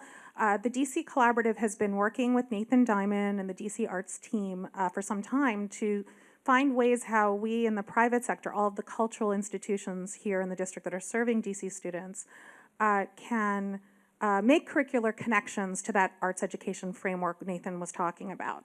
So DC Collaborative's members, through our Arts and Humanities for Every Student field trip program, and as well as after-school programming and out-of-school time programming that they provide, are now looking at those curricular alignment. So, and we do professional development opportunities, and I would absolutely welcome a field trip for us to come up to Philadelphia to Please learn do. best practices, so that we can share that out with educators here in the district. Okay, so once again, thank you all for coming this morning. Thank you for the conversations that you've started and the conversations that you will continue. I also want you to, yes, I will, thank you. Good suggestion. It's like Julia works here. She's reminding you that after lunch, you ought to really head over to the Thomas Jefferson Building. Now that you have it visualized, you should go see it if you haven't. Good suggestion.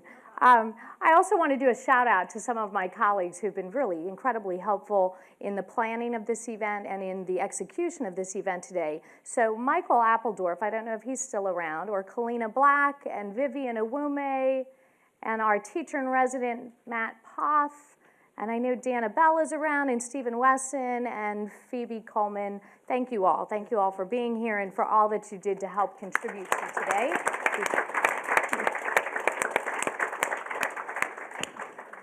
Thank you, Rona. My goal for this was that everybody in the room would know a little bit more about the Library of Congress than you knew when you got here this morning, and that you might start thinking of some ways that your organization or that the teachers or students that you work with might benefit from the library and its collections in ways you'd never imagined before, and get to know us, because we're a lot of fun, and we got some really cool stuff. They are fun. All right, very good. Dana. Oh, yes, and on your way out, you can snag a really terrific publication called Lyrical Legacies. Features some amazing materials that are also available on the library's website. Everything in that publication is online as well. Rona. Thank you. Well, we're going to have network. Get a mic, or John's going to yell at you. Is this working? No. Well, next. Thank you. Next door is the cafeteria. Yeah, right over here. The restrooms are down the hall, and we hope you'll all come join us for lunch. Pick up some lunch.